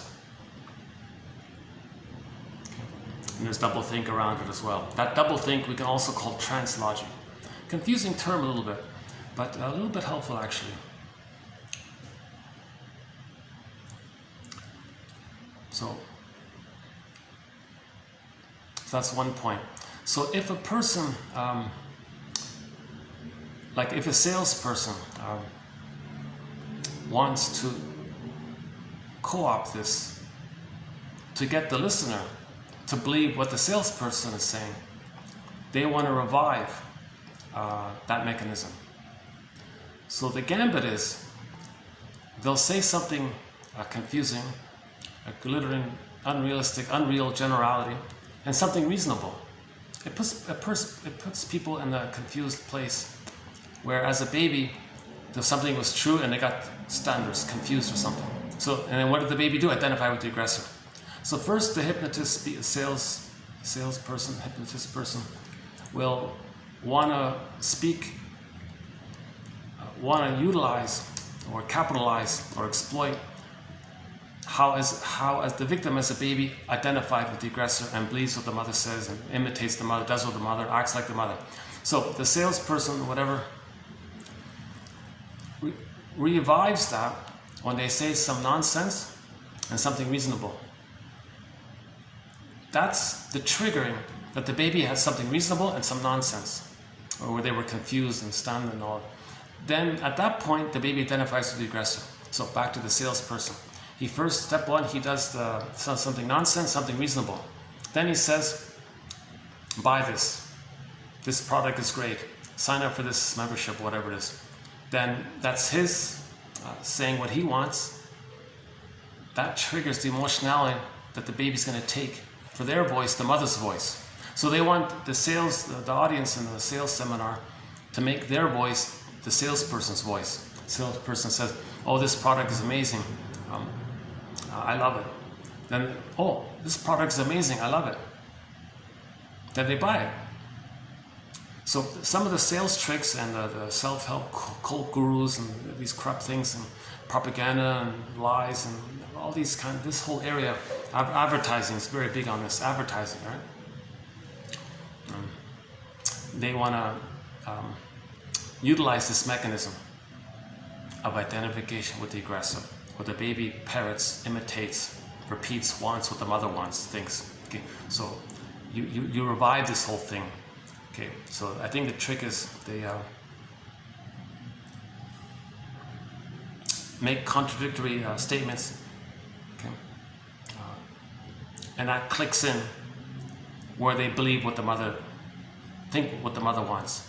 So they make contradictory statements. Then they say, "Oh, this is such and such. Oh, this is such and such. He said that. This is such and such. This is such and such." So they'll take in and believe for themselves the nonsense that the advertiser or whatever is trying to sell, right?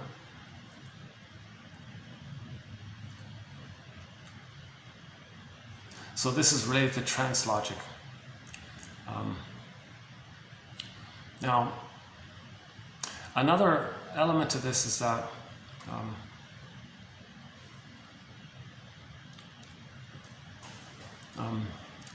so the trance logic is the logic of the dream world, the traumatized mind, double think and all this, right? Now, when a person's sleeping at night, they're willing to tolerate this mad world in there, this trance logic world in there. Something's this, something's that, what's this kind of labyrinth, and there's no time, right? Something you saw on TV last night blends in with something in your childhood as one scene. You don't question it. You don't go, hey, what's going on here?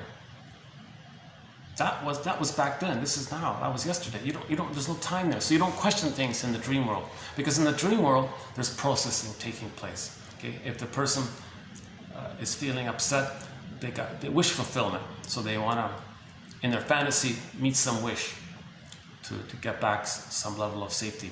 Or if they're safe, then more material can come up. So we welcome the dream world because things are being working through. We're processing. We're trying to feel what we couldn't feel. Basically, right? We're trying to feel what we couldn't feel. Right? So we're okay with the dream world. We need our dreams. Dreams are healing. It's a psychic process in there. Imagine if somebody couldn't dream. Oh my God, they wouldn't make it. They couldn't do it. So in our fantasy, in our dream world, we get our wishes met, right, kind of thing. And we wake up okay, right, kind of thing. To our baseline, at least. Now, it's interesting, if a person does feel kind of safe in their life, deeper material might come up. So we welcome contradictory things.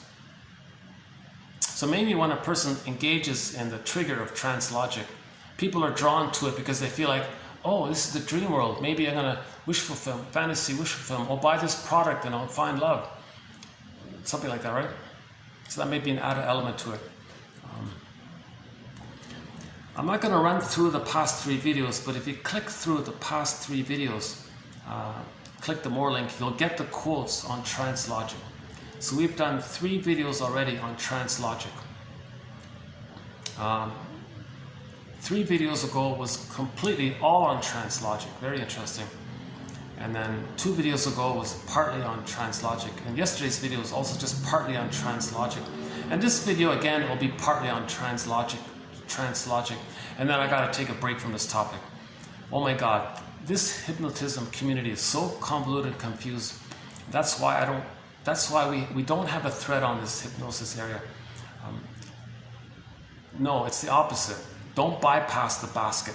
Make consciousness, raise consciousness, then the feelings will come up.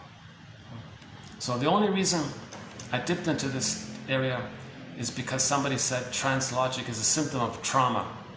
And trauma is one of our threads. So hypnosis is not one of our threads. And actually the conclusion by Lowenstein sort of fits in with what I've been saying all along. Lowenstein says, the client's powerful projected wishes accompanied by a kind of trance logic, hypnotically induced toleration of logical inconsistency, leave the therapist seemingly able to resist impulses recognized as inappropriate in other therapy contexts, in other therapy situations. You see, he's got this corrupt power license. If he calls himself a hypnotist, you see, he's not a real therapist. He doesn't want to be a real therapist. So he enters into this side clique area called hypnotism to exercise his power, right? So don't go to. So, in my opinion, I wouldn't go to a hypnotist. Put it that way. This is often accompanied by a rationalization by these corrupt therapists of these deviations as necessary. Well, it's necessary. They're so traumatized. We got to hypnotize them to change their beliefs.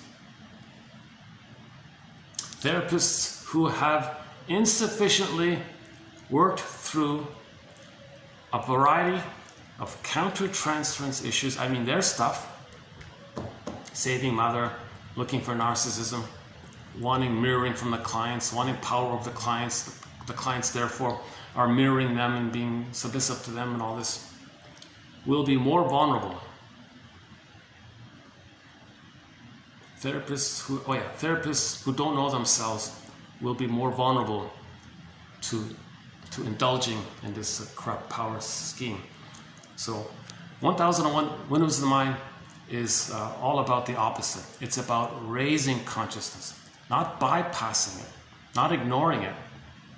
Masterson, one of our mentors, says, don't do that. Don't look for deep buried traumatic memories without consciousness. No, first weave a basket, then let nature, let the inner doctor, let the inner healer send up, let the trickster, let Hermes, let the Pied Piper of Hamelin, let the bird, let the soul, let nature, let nature's way bring up the feelings on their time.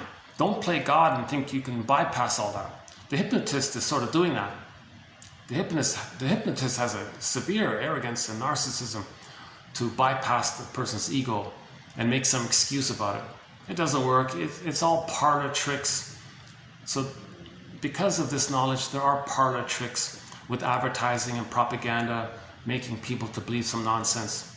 Okay, because the person dishing out the nonsense triggers the mechanism that the baby had to believe the abusive mother.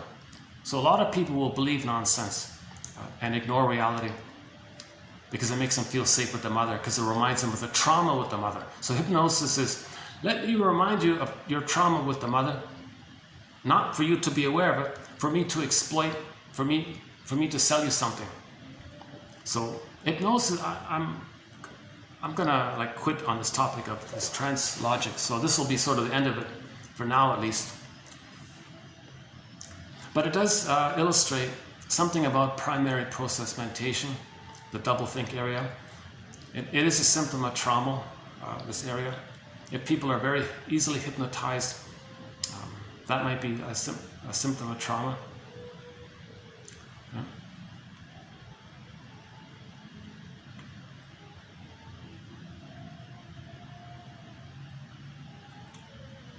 So again, the past 3 videos are most of the foundation quotes on it. These quotes here are just like a little,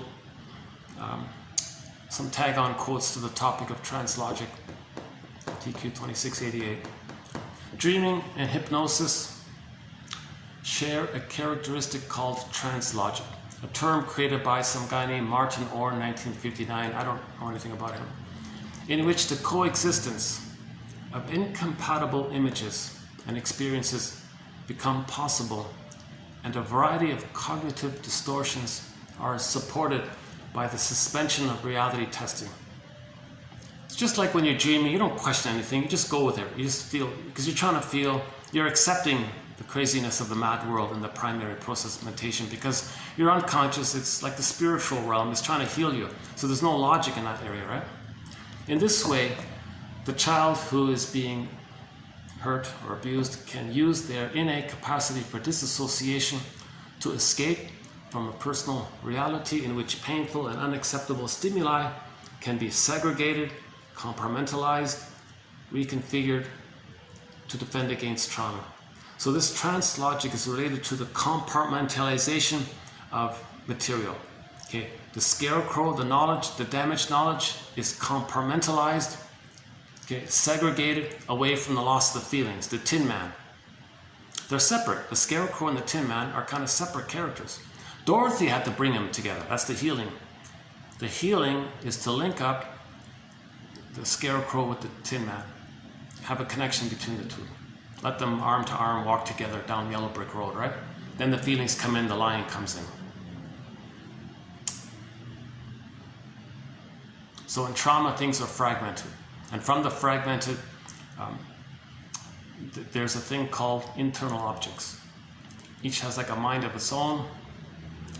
I don't use subpersonalities, so forget that. I'm not going there. I think that does more harm than good. But it has like a belief that's compartmentalized. And then, so the Tin Man might say one thing, the lion might say another thing, and the scarecrow might say another thing, and it kind of doesn't, nothing makes sense. But it makes sense for each of those individual characters. That's a sort of a symptom of trauma like that. Trance logic, in trance logic, the client can accept suggested reality. So the hypnotist says, this product is good, buy it. I bought it, I love it. This product is good, I like it, I'm gonna buy it, I want it. Like they're easily suggestible because it taps in to identification with the aggressor. Remember the stingers, the baby identified with the aggressor? They want to tap into that. Okay, one kind of example about this is, for example, a hypnotist might suggest to a subject that he is deaf, and then ask him, can you hear me now? The guy says no, thereby manifesting trance logic. So part of him hears it, a part of him no. So in an earlier quote, it was about the chair. The hypnotist said to the guy, like, so there was a chair in the room, right? He said to the guy, there's no chair. So he hypnotized him, your eyes are getting sleepy or whatever. I don't know how they do it, with the watch or something. And he says confusing things, he says this and says that, what? And he's already in a dreamy kind of state already, disassociates already. And when he disassociates, when he's like in a mild trance, he's open to suggestion. So the suggestion is, I want you to walk around the room and don't see the chair. So the guy walks around the room and avoids the chair. He says, do you see the chair? No. You don't see the chair? There's no chair. Is there a chair? No, there's no chair. But he avoids the chair. Do you see the chair? No, there's no chair. But he purposely avoids. He doesn't want to bump into the chair. So there's a self-protective, deep inner knowing that there's a chair, but he goes along with the illusion that there's no chair. So there's like a contradiction there, right? On one level, he knows there's a chair, and he protects himself by not bumping into the chair, but he believes there's no chair, and he says there's no chair, and he thinks there's no chair, but viscerally, his body knows, another part knows that there's a chair. So this kind of acceptance of the reality and the illusion is called trance logic or doublethink. Right? It makes me think about highway hypnosis. Sometimes people are driving and they're lost in thought, but they still drive safely or something. That's risky, this kind of thing. Or they know their exit, they missed the exit, but they knew the exit was coming, but none of them didn't want to exit for some reason. They want to avoid something, so they didn't want to face the exit.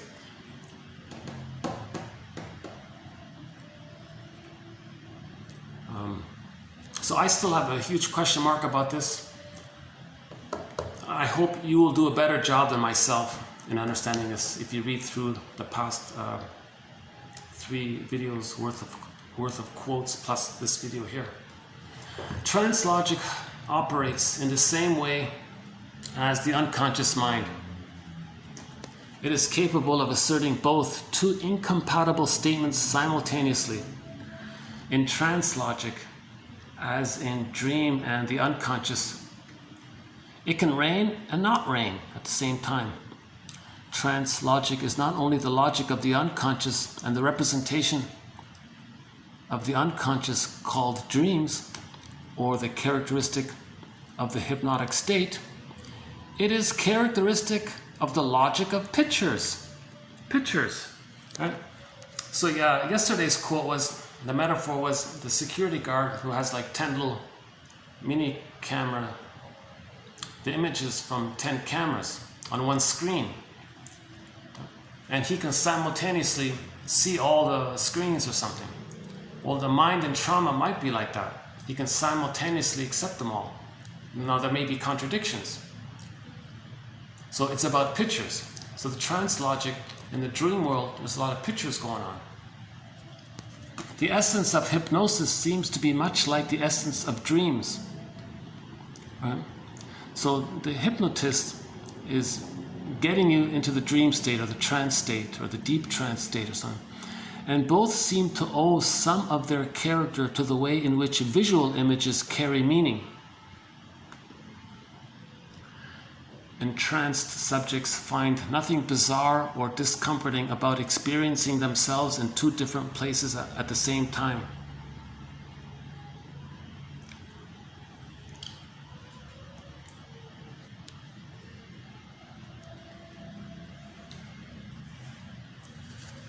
So I think the heart of it is the example about the chair, identification with the aggressor, and how the hypnotist or the salesperson or the propaganda person wants you to accept, for your belief, his false belief. So if he's selling you something, a lie, he does it through triggering up identification with the aggressor. He does it by saying something confusing plus with something reasonable.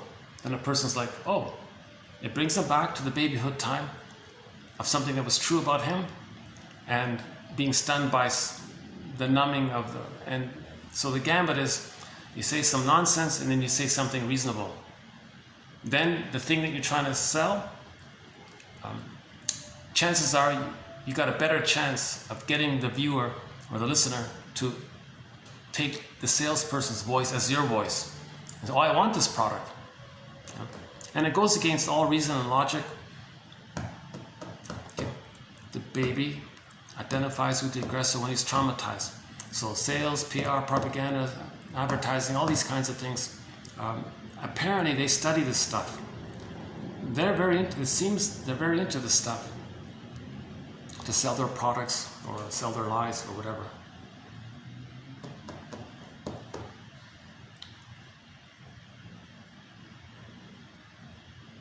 So again, in the dream world, in the trance logic world, you have double thing, condensation, displacement, hocus pocus, double focus, no time. As you're dreaming, you go along with everything. But it's co-opted. People co-opt that to exploit identification with the aggressor. The salesperson is the aggressor. Okay? He's stepping into the role of the aggressor, put it that way, and you're going to accept it the way you as a baby accepted it. So the template is there with trauma. So they're tapping into the template. That's why a lot of people don't question things, right? Now on some level they know it's a lie. Like the guy knows there's a chair, but they believe it's true. So it's simultaneous. If a person's aware of that, then they know there's trauma. So the conclusion is trance logic is a symptom of trauma. Okay, I'm finally relieved to get off this topic, tell you the truth, because I've been skimming and scamming this material. Oh boy, oh boy. See, I found it painful to read their stuff, because it's bypassing education. A lot of it is geared towards trying to discover it so people can use it, like that kind of thing, right? All these self-help books, be your own hypnotist, or how to hypnotize somebody. It used to be big in the 50s or 60s or something. It used to be a big fad, but yeah, so Mr. Freud began with this when he studied with Mr. Chirot. Then he said, oh no, I want to understand it. There's even a quote from him about the music thing. He says, music is, I want to understand music before I enjoy it. Because music's from the unconscious world too, right? The prototype of music comes from the unconscious. I'm resistant to enjoy music, he said, because I don't fully understand it. Let me understand it first.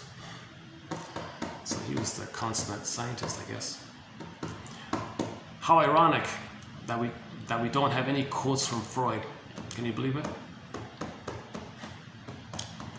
Because the Freud quotes, in my opinion, are not really fully his quotes. They're the translator's quotes. And so to avoid all that confusion, I've avoided the whole issue. But thankfully, thousands of people have waded through it and filtered out what's useful and not useful, and brushed aside the nonsense from the translators.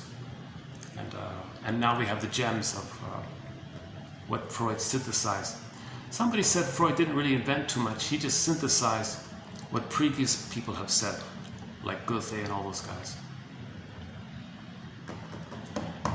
one story I heard where Freud said he decided to become a doctor in the first place because of Goethe, right?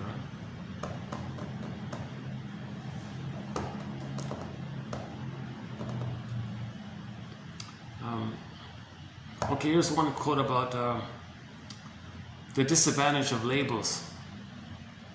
So Karen Horney might like this quote. The therapist should avoid diagnostic labels. These generalizations frequently blind the therapist from realizing the unique situation of each individual. So some therapists say, go in fresh. Don't go in with labels and models and theories. Just go in fresh and discover things fresh. In addition, labels imply already, right off the bat, that the client is dysfunctional. Unfortunately, this makes both the therapist and the client resistant to seeing things freshly, thus prohibiting immediate change. This is so I'm just adding this to Karen Horney's point. We're human beings first with trauma. So that's what all throughout 1001 Windows of the Mind. I never called anybody fill in the blank. I said he's a person with a pattern. He's a person with an insecure attachment style, the avoidant insecure attachment style, the anxious insecure attachment style. Okay, the preoccupied or the ambivalent. Then you got the dissociative, the reactive, etc. Or the secure attachment style. He's a person with the bully pattern, or a person with the narcissistic pattern, a person with the codependent. So you emphasize the person first, having this pattern. That's helpful because they're a human first with something. We're homo traumicus. We're meaning, even that's a label, right? We're Homo sapiens with a traumatized mind, with a traumatized psyche. Yeah. Or maybe it is helpful to label something basic.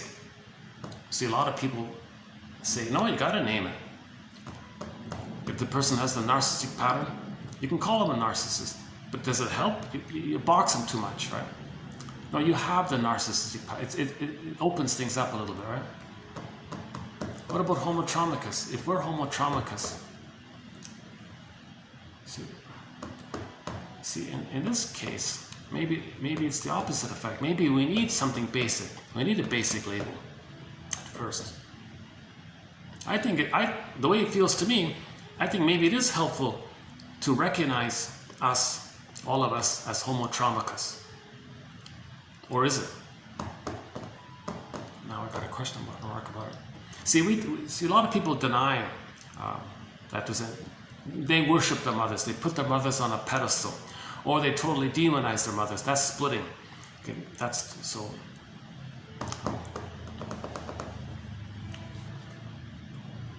Okay, so usually when a person idealizes or puts their mother on a pedestal, that's trauma, but they're not aware of it.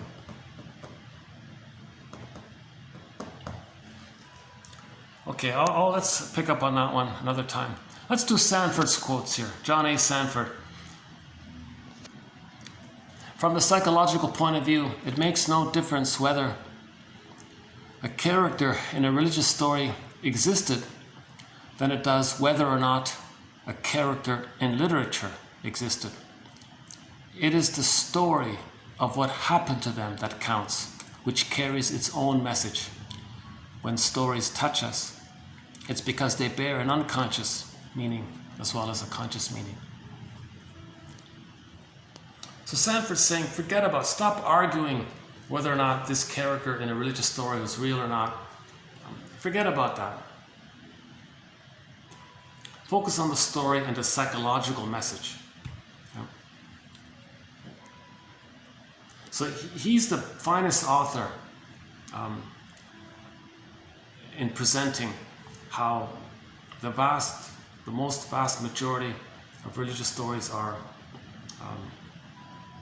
kind of like the same category of myths, fairy tales, and dreams. It's that whole metaphor for psychological dynamics. He's the guy that really presents this. Okay, next one from Sanford here. Suffering by itself is no cure. It only cures when we have the right attitude toward it.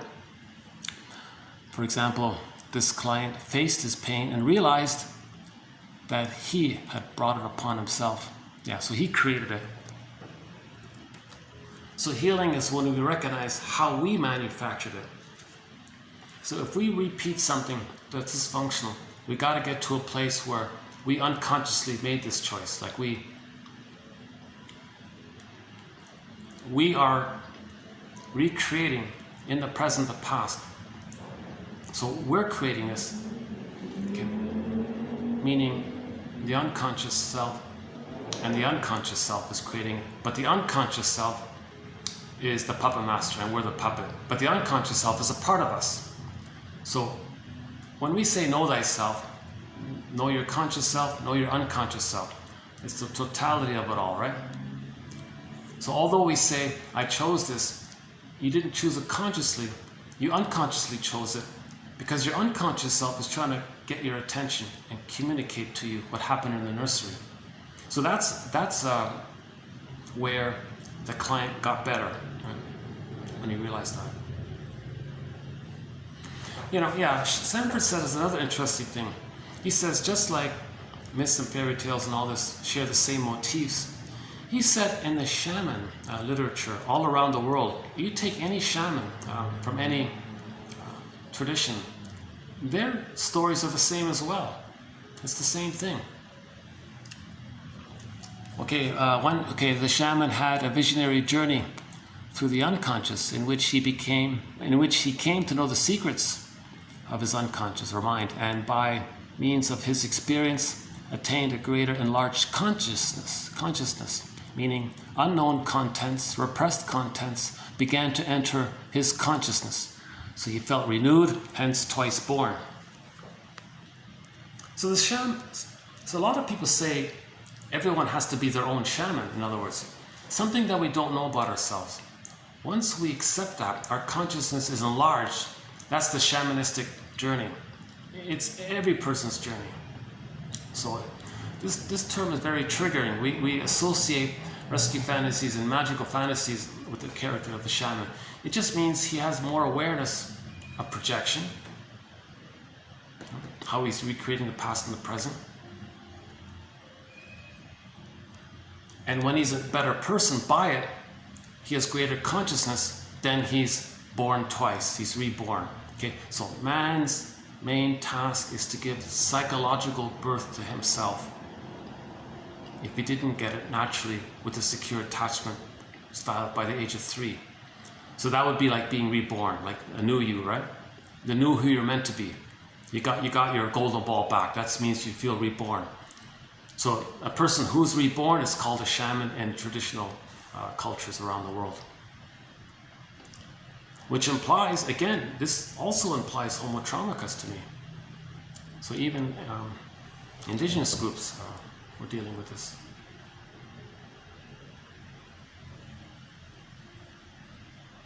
In one form or another, right? For example, shadow work. Okay, so this one sentence maybe is an example of how to be your own shaman. We are never so righteously indignant as when someone does to us what we do to others, but which we have not yet come to terms. Yeah. So you're doing something you're not aware of. Someone does the very same thing to you and you're outraged. That's because you didn't own it. You didn't own it. But the person is showing you to yourself. So that outrage is bringing the unconscious conscious, right? So when you strongly say, he's a this, he's a that, he did this, he wants this, he does this, he thinks this, look at him, this, he's such and such, and fill in the blank. Okay, that's strong emotionality, inappropriate to the present, but appropriate for the baby rage towards the mother. So what they're saying about the person in the present, okay, that's a clue of the nursery situation. That's the unconscious. Shadow work with the unconscious conscious. So Laughlin calls this a mirror. If you have exaggeratedly intense emotions, inappropriate for the situation, he's a this and he's a that, or she's a this, she's a that. That's a mirror to know that that's how you felt towards the mother. Take it up to the source, right? Take it to the source. Sometimes the person in the present is there and you chose that person to bring up unconscious material. Okay? So projection is the means of bringing repressed material to consciousness. Repetition compulsion, likewise, is the means or the method to bring the traumatic script to consciousness. Right? Okay, here's two personality patterns. The clinger, the codependent one, and the schizoid, the detached, the emotionally detached one. He calls it the clinging vine and the turtle. Yeah, this guy has four. He calls John A. Sanford's mentor. Sanford, at the age of 22, he got analyzed by a guy named Fritz Kunkel.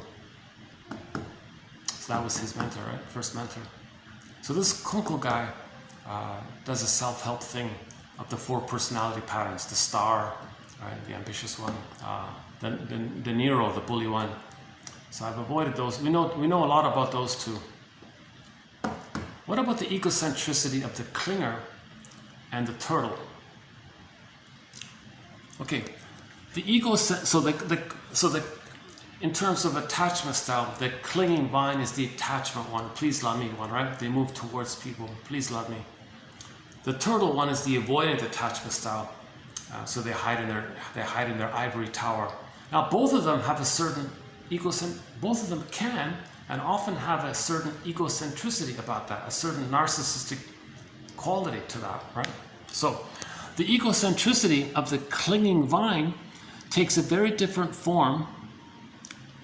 For this person often seems to strike a humble pose, but the clinging, overly dependent attitude of such a person is an egocentric attempt to avoid a responsible life. So the clingers, he's saying here, the narcissistic trait of the, now we have different types of there's the codependent proper one, but there could be a narcissistic clinger. So they take pride. Hey, I don't have to grow up. I'll just cling to the turtle. I'll cling to the dysfunctional partner.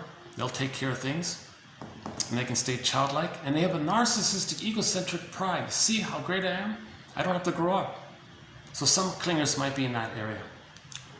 The turtle's great problem is relating to people, and his egocentric defense is to pull inside a shell so no one can reach him. His egocentricity takes the form of hiding from life and relationships, living encased in psychological armor. So the turtle is the avoidant attachment style, right? And they take a narcissistic pride. I don't need anybody, I'm self-sufficient, that kind of thing.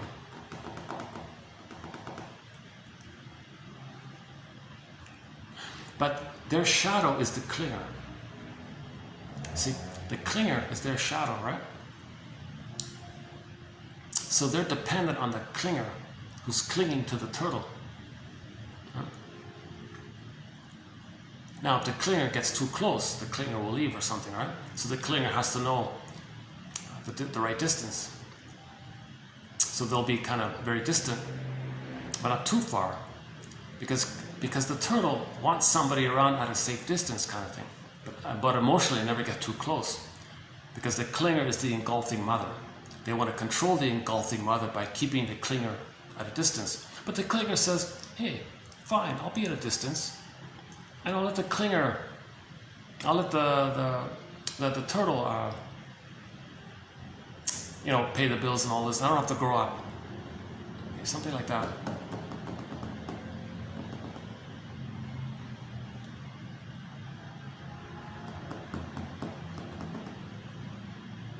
So this would be the unhealthy 2 on the Enneagram and the unhealthy 5. Now the unhealthy 5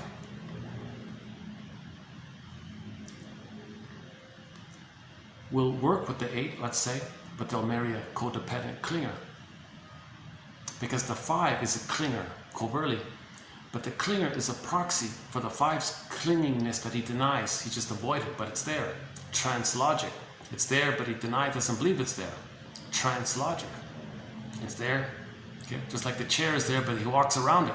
So the turtle clings to the clinger, and the clinger clings to the turtle, because the clinger's clinging is a proxy for the turtle's schizoid's clinging. But so he needs it, but he doesn't know that he needs it, but he doesn't know that he needs it, so he's detached that way. Now the clinger's motivation is that maybe the stinger is paying the bills or something, so they don't have to grow up and take care of themselves. Maybe that's the arrangement. Okay, last one here from Sanford. The fact that he, the client, could fall in love at all, whereas before he couldn't, right? Okay, the fact that he could fall in love at all shows that a certain amount of psychological growth had taken place. So far, the only woman in his life had been his mother. As long as he remains in a state of psychological development in which his mother is the most important woman to him, he cannot mature as a man. A man's eros, i.e. his capacity for love and relatedness, must be freed from attachment to the mother and able to reach out to a woman who is his contemporary. Otherwise, he remains a demanding, dependent, childish person. So he was talking about the indigenous cultures to make sure there's a transition from boy to man. They put the child through some kind of ordeal to make it clear that he can't go back to mother. Right? So he's got to find a certain sense of his own resources, a sense that the men mentored him and guided him through some kind of place in this area. But it's missing. That's what the men's movement, that's the point of the whole men's movement. It's missing. Men are not helping boys to mature to be a man. So we've got a lot of mother's boys out there, in whatever form it takes. A demanding, dependent, childish person. Still looking for the absolute perfect mother through the partner.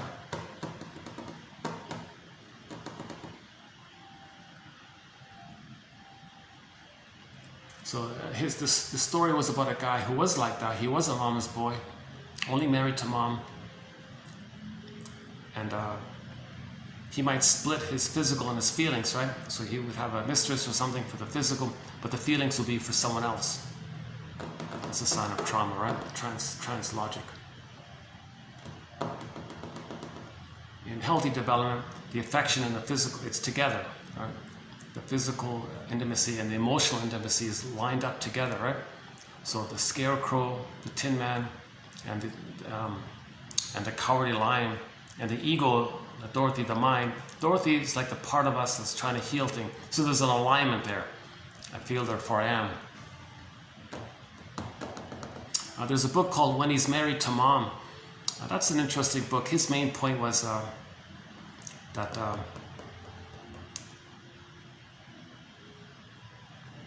wait, what was it again? Oh yeah, hang on, what was it again? Something about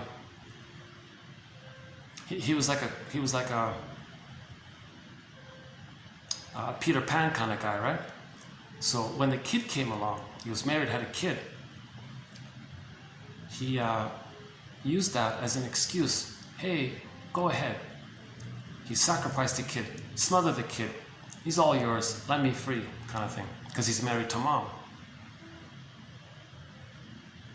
Now maybe the mother used the child to parentify the child or partnerify the child. So that would be like a collusion in that area, where she kind of brought that out and chose him because she's projecting the rejecting mother onto the husband. See, a lot of women covertly marry their mother, seen in the man, right? Then they control the man or back off mother. So the guy wants to escape, be a flea. So the child is sacrificed. So the quote was, "Let me free, I'll sacrifice the child, go ahead." So that child doesn't have a father, in other words. So a lot of fatherless sons is because of this dynamic. Okay, so the engulfing mother uses the child, and the child is enmeshed. So if it's a son, he has the mother complex. If it's a daughter, she has the Electra complex. The mother doing this has the Jocasta complex. So in trauma, in early on trauma, the self-concept is merged in with the other concept. In a myth or a fairy tale, that's like a wedding between a monster and the innocent and the protagonist. Okay. It's not like an actual wedding. It's the monster eats the character, and they become that monster character, right? Those kinds of things. What else did he say about this? If the son with the mother complex grows up and has a son, he may treat his son. He can't be a father to the son because he never differentiated from the mother. He still has the mother complex. So this guy is said to have the Laius complex. So Laius is the husband of Jocasta. They had 2 kids, Electra and Oedipus, right? So this whole dysfunctional family is all about trauma and nobody growing up and nobody's making sense. Kristen Wilson says, if you don't have your feelings, hence you don't feel really embodied, you're not making sense, literally. And it's this disembodied discourse that causes all these confusions and problems. Because in disembodied discourse, people are crying for love, crying for mother, with people in the present that can't be the good breast that was needed in the past. Nobody's making sense. Okay, we got 2 more here, 2 loose ends here. Okay, what's this one again? Pain is in reality an indispensable protective mechanism, an alarm system provided by nature to promptly notify the human being about injury. Okay, again, so a follow-up to yesterday, yeah. Yesterday there was a quote that the word symptom comes from the word sign or signal. Signal, right? So that's nature's knocking, nature's calling. Answer the call. Symptoms, it means nature's calling you. That's what he was saying here. It's an alarm system, yeah, an alarm system, a signal, a sign, right? So pain, meaning a psychosomatic symptom, it's like an alarm system, i.e. a sign or a signal. So yeah, yesterday's, yeah, so answer the call. If nature's knocking, answer the call. And her metaphor was Franklin kept getting these hints. Finally he discovered electricity or whatever, right? And the other guy with the apple, Newton kept getting these hints with the apple. Well, finally he got theory of gravity, right? Likewise, a person's getting these hints from the symptoms. When are we gonna get the hint? That was her idea. So psychosomatic symptoms, okay, the body bears the burden. Every body tells a story. Okay, the body remembers, the body keeps the score. Okay. So the body's symptoms is a metaphor for the repressed feeling, the inner conflict encapsulated in the symptom. So the fear and the wish, the conflict, it's held in some kind of encapsulation in the body called the physical psychosomatic symptom. Okay. So Sarno's, his theory is that most symptoms, because as a baby they were enraged at the mother, it goes into the body somewhere. And he thinks if you just admit that as a baby you were enraged at the mother, you might get some relief. On occasion, I don't think that's the norm, maybe it's the rare exception. So psychosomatic symptoms, the image is water converts to ice. So just as water can convert to ice, okay, a feeling like water converts to a physical symptom, hardened into a bodily issue. Okay, so it's called conversion. The emotions convert into the bodily symptom. The mysterious leap between mind and body, emotion and body, just like water turns to ice. Similar with the feelings, it's like water, and then it's hardened into a physical symptom. So the physical symptom reveals that there's a conflict, while making us not aware that there's a conflict. So that's a hint. Take a hint. There's a conflict going on. Last one here. Higher and lower cortical functions need to operate together, as does a horse and a rider. Yeah, the unconscious and so the image is the rider on a horse. The horse is like all the energy in the unconscious. The rider is like the ego, the person who can ride the horse. So if we have a consciousness, we can express our uniqueness, which is in the shadow, the horse. The other image was the little boy playing a flute on the bull. The water buffalo, yeah, the water buffalo is a little boy playing a flute while riding the water buffalo. Similar idea. The flute was a symbol of the Hermes, some kind of musical communication between the self and the unconscious. And the little boy could ride the powerful water buffalo. So if we have an ego, consciousness, awareness, we know what we feel, we can express our feelings. We can make an I statement. Okay. So the rider on the horse would be like a person being able to make an I statement. So meaning something happened in the present, it triggers you. Strong emotion of the past. Okay, you make an I statement. That's you being the rider on a horse. Higher and lower cortical functions need to operate together, as does a horse and a rider. Okay. So the stinger personality patterns don't have much of an ego. Now they have egocentricity, egotism, a big ego in the terms of pop culture, meaning grandiosity. That's because they don't have the ego. In psychoanalysis, we need the ego. If you have the ego, you lose the pop culture ego. If you don't have an ego because of trauma, then you have a large ego, an inflated sense of grandiosity. So there's a confusion about this term ego. In pop culture, ego means grandiosity, narcissism and all this, right? And a person takes refuge in that when there's trauma. Because in trauma, the normal ego doesn't develop. So they regress to this primal, archaic, infantile, godlike imagery ego. So in other words, if somebody has a pop culture ego, he's got a big ego and all this. What an ego this guy has. That's because he doesn't have a normal psychological basket ego, like a conscious ego, right? So the rider is a symbol for the ego. And the horse is the rest of us. Yeah.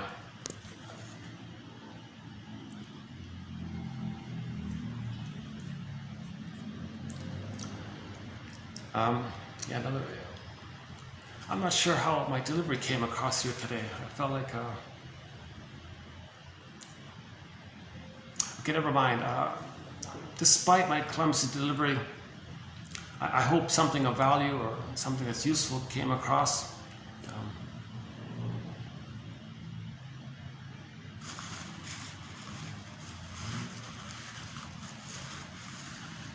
Oh, what happened to the singer, huh?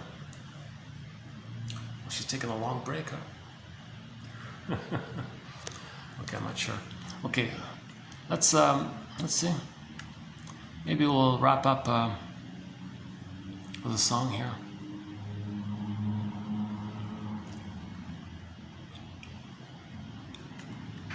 Let's close up with our theme song to 1001 Windmills of the Mind.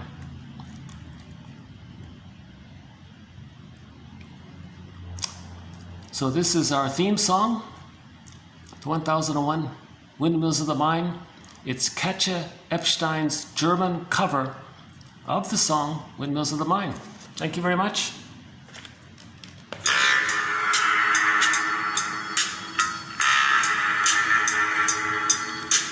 Nachts, wenn die Straßen plötzlich still sind, wenn die Stadt auf einmal schwarz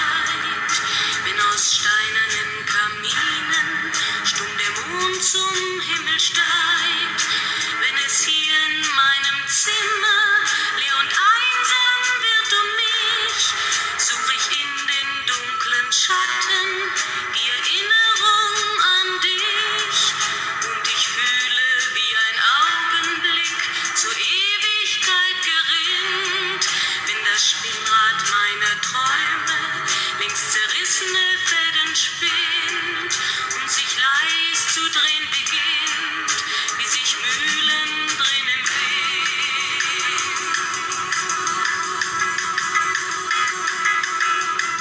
Und es kreisen die Gedanken ohne Anfang, ohne Ziel, wie die schnellen Wellenringe, wenn ein Stein ins Wasser fiel, wie ein Kreisel, den die Peitsche übers Straßenpflaster treibt, wie Spiralen, die ein Adler in den Abendhimmel schreibt.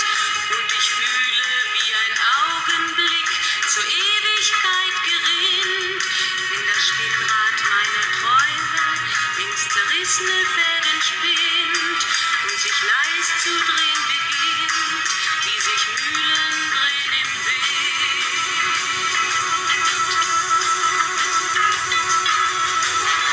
Tausend Fragen ohne Antwort, tausend Fragen ohne Sinn. Warum flog für uns der Sommer wie ein Pfeil so schnell dahin? Hat der Herbstwind gar die Spuren unserer Liebe schon verweht? Wenn erst weiße Flocken fallen, ist es dann für uns zu spät. Sah ich eben nicht im Dunkel deinen Schatten an der Tür, hoffte für ein paar Sekunden, du kämst doch zurück zu mir. Doch warum sich selbst belügen? Längst ist meinem Herzen klar, dass der Pulsschlag dieser Hoffnung nur mein eigener Schatten war.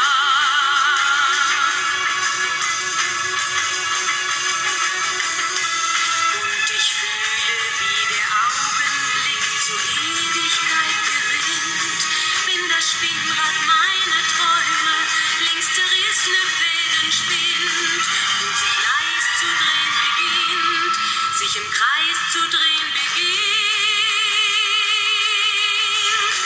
wie sich Mühlen drehen im Wind, wie sich Mühlen drehen im Wind.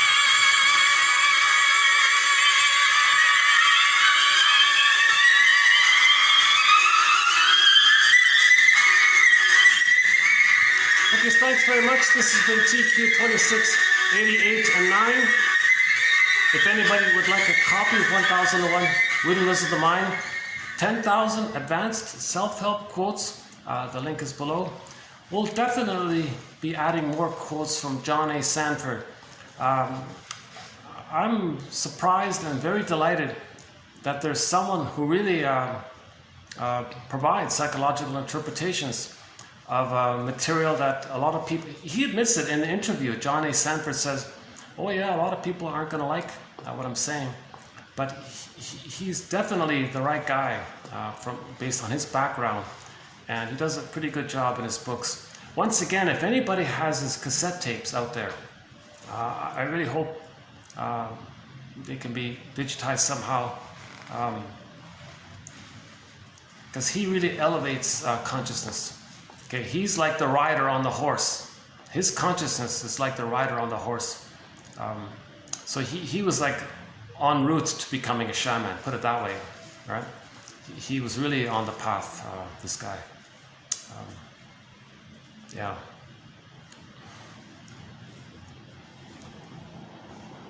I'm looking forward to reading the rest of his material, yeah.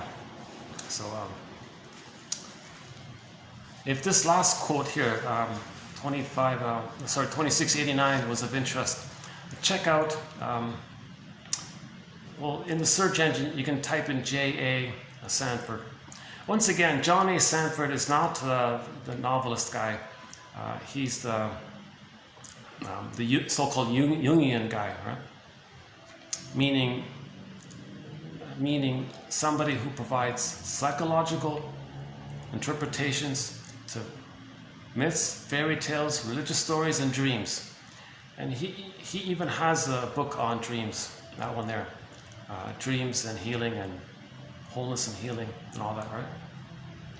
Oh yeah, one of my favorite quotes of John A. Sanford's is, when you wake up in the morning, you got a letter from your unconscious self, right? That's called spirituality. You got a letter. Okay, so you got a letter from your second self, your secret, your unconscious self, the puppet master. You got a letter, right? Kind of thing. Don't you want to read the letter? It's like from your soul, right? Don't you want to read? It's like the Pied Piper of Hamelin, the emissary of unconscious processes. If Hermes delivers a letter to you, don't you want to read it? Okay. If your soul sends you a letter, so dreams are language of the soul, right? So he says, if you get this dream kind of thing, he says, quote, "It's like this in my soul today." It's like this in my soul today. So you know the pattern, you know, like sometimes the moment you wake up, that's when you were trying to feel something. It got too much, so you woke up, right? You know, one self-help exercise is TTAQ. When you have a dream, as quick as possible, write in a notepad, TTAQ, an acronym. Give the dream a title, the first T. See if you can identify like the general theme. Okay, TTA. A is for affect, what's the main emotion? And Q, the question. If your unconscious self or puppet master were asking you a question, what might that question be? It's an approximate sort of self-help exercise. TTAQ. It's like this in my soul today. This must be the place. Okay, any final thoughts here?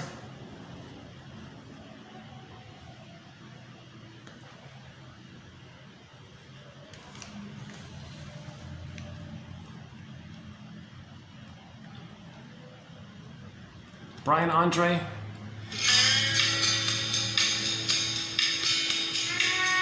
Yeah, one of our musical voices is Brian Andre.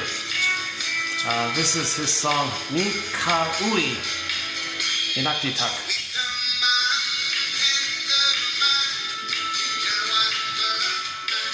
No idea what it means, but I like the song.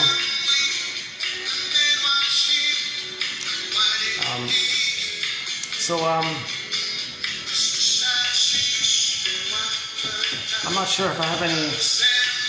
What are we doing here? Let's keep this under 5.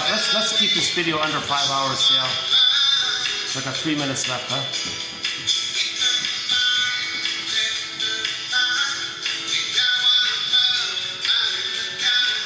So John A. Sanford, yeah. So stay tuned for more quotes from John A. Sanford. I'm very excited about his writing. I feel very relieved that somebody had the courage to point out that most religious stories are to be treated in the same way we interpret mystic fairy tales. Never mind about who is real and not real, like you said today. Focus on the story and the psychological message. Focus on the story and the psychological message. Right? The shaman had a visionary journey through the unconscious, in which he came to know the secrets of the psyche, and by means of his experience attained a greatly enlarged consciousness. Unknown contents began to enter his consciousness. He was being psychologically born twice.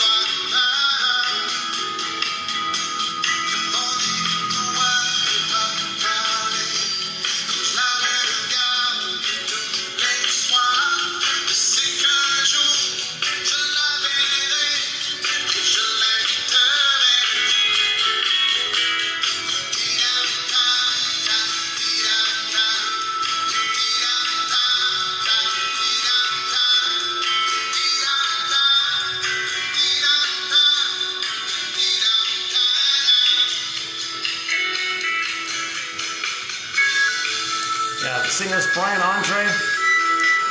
I think this was sort of his main hit, this one here, the Ka-Ui.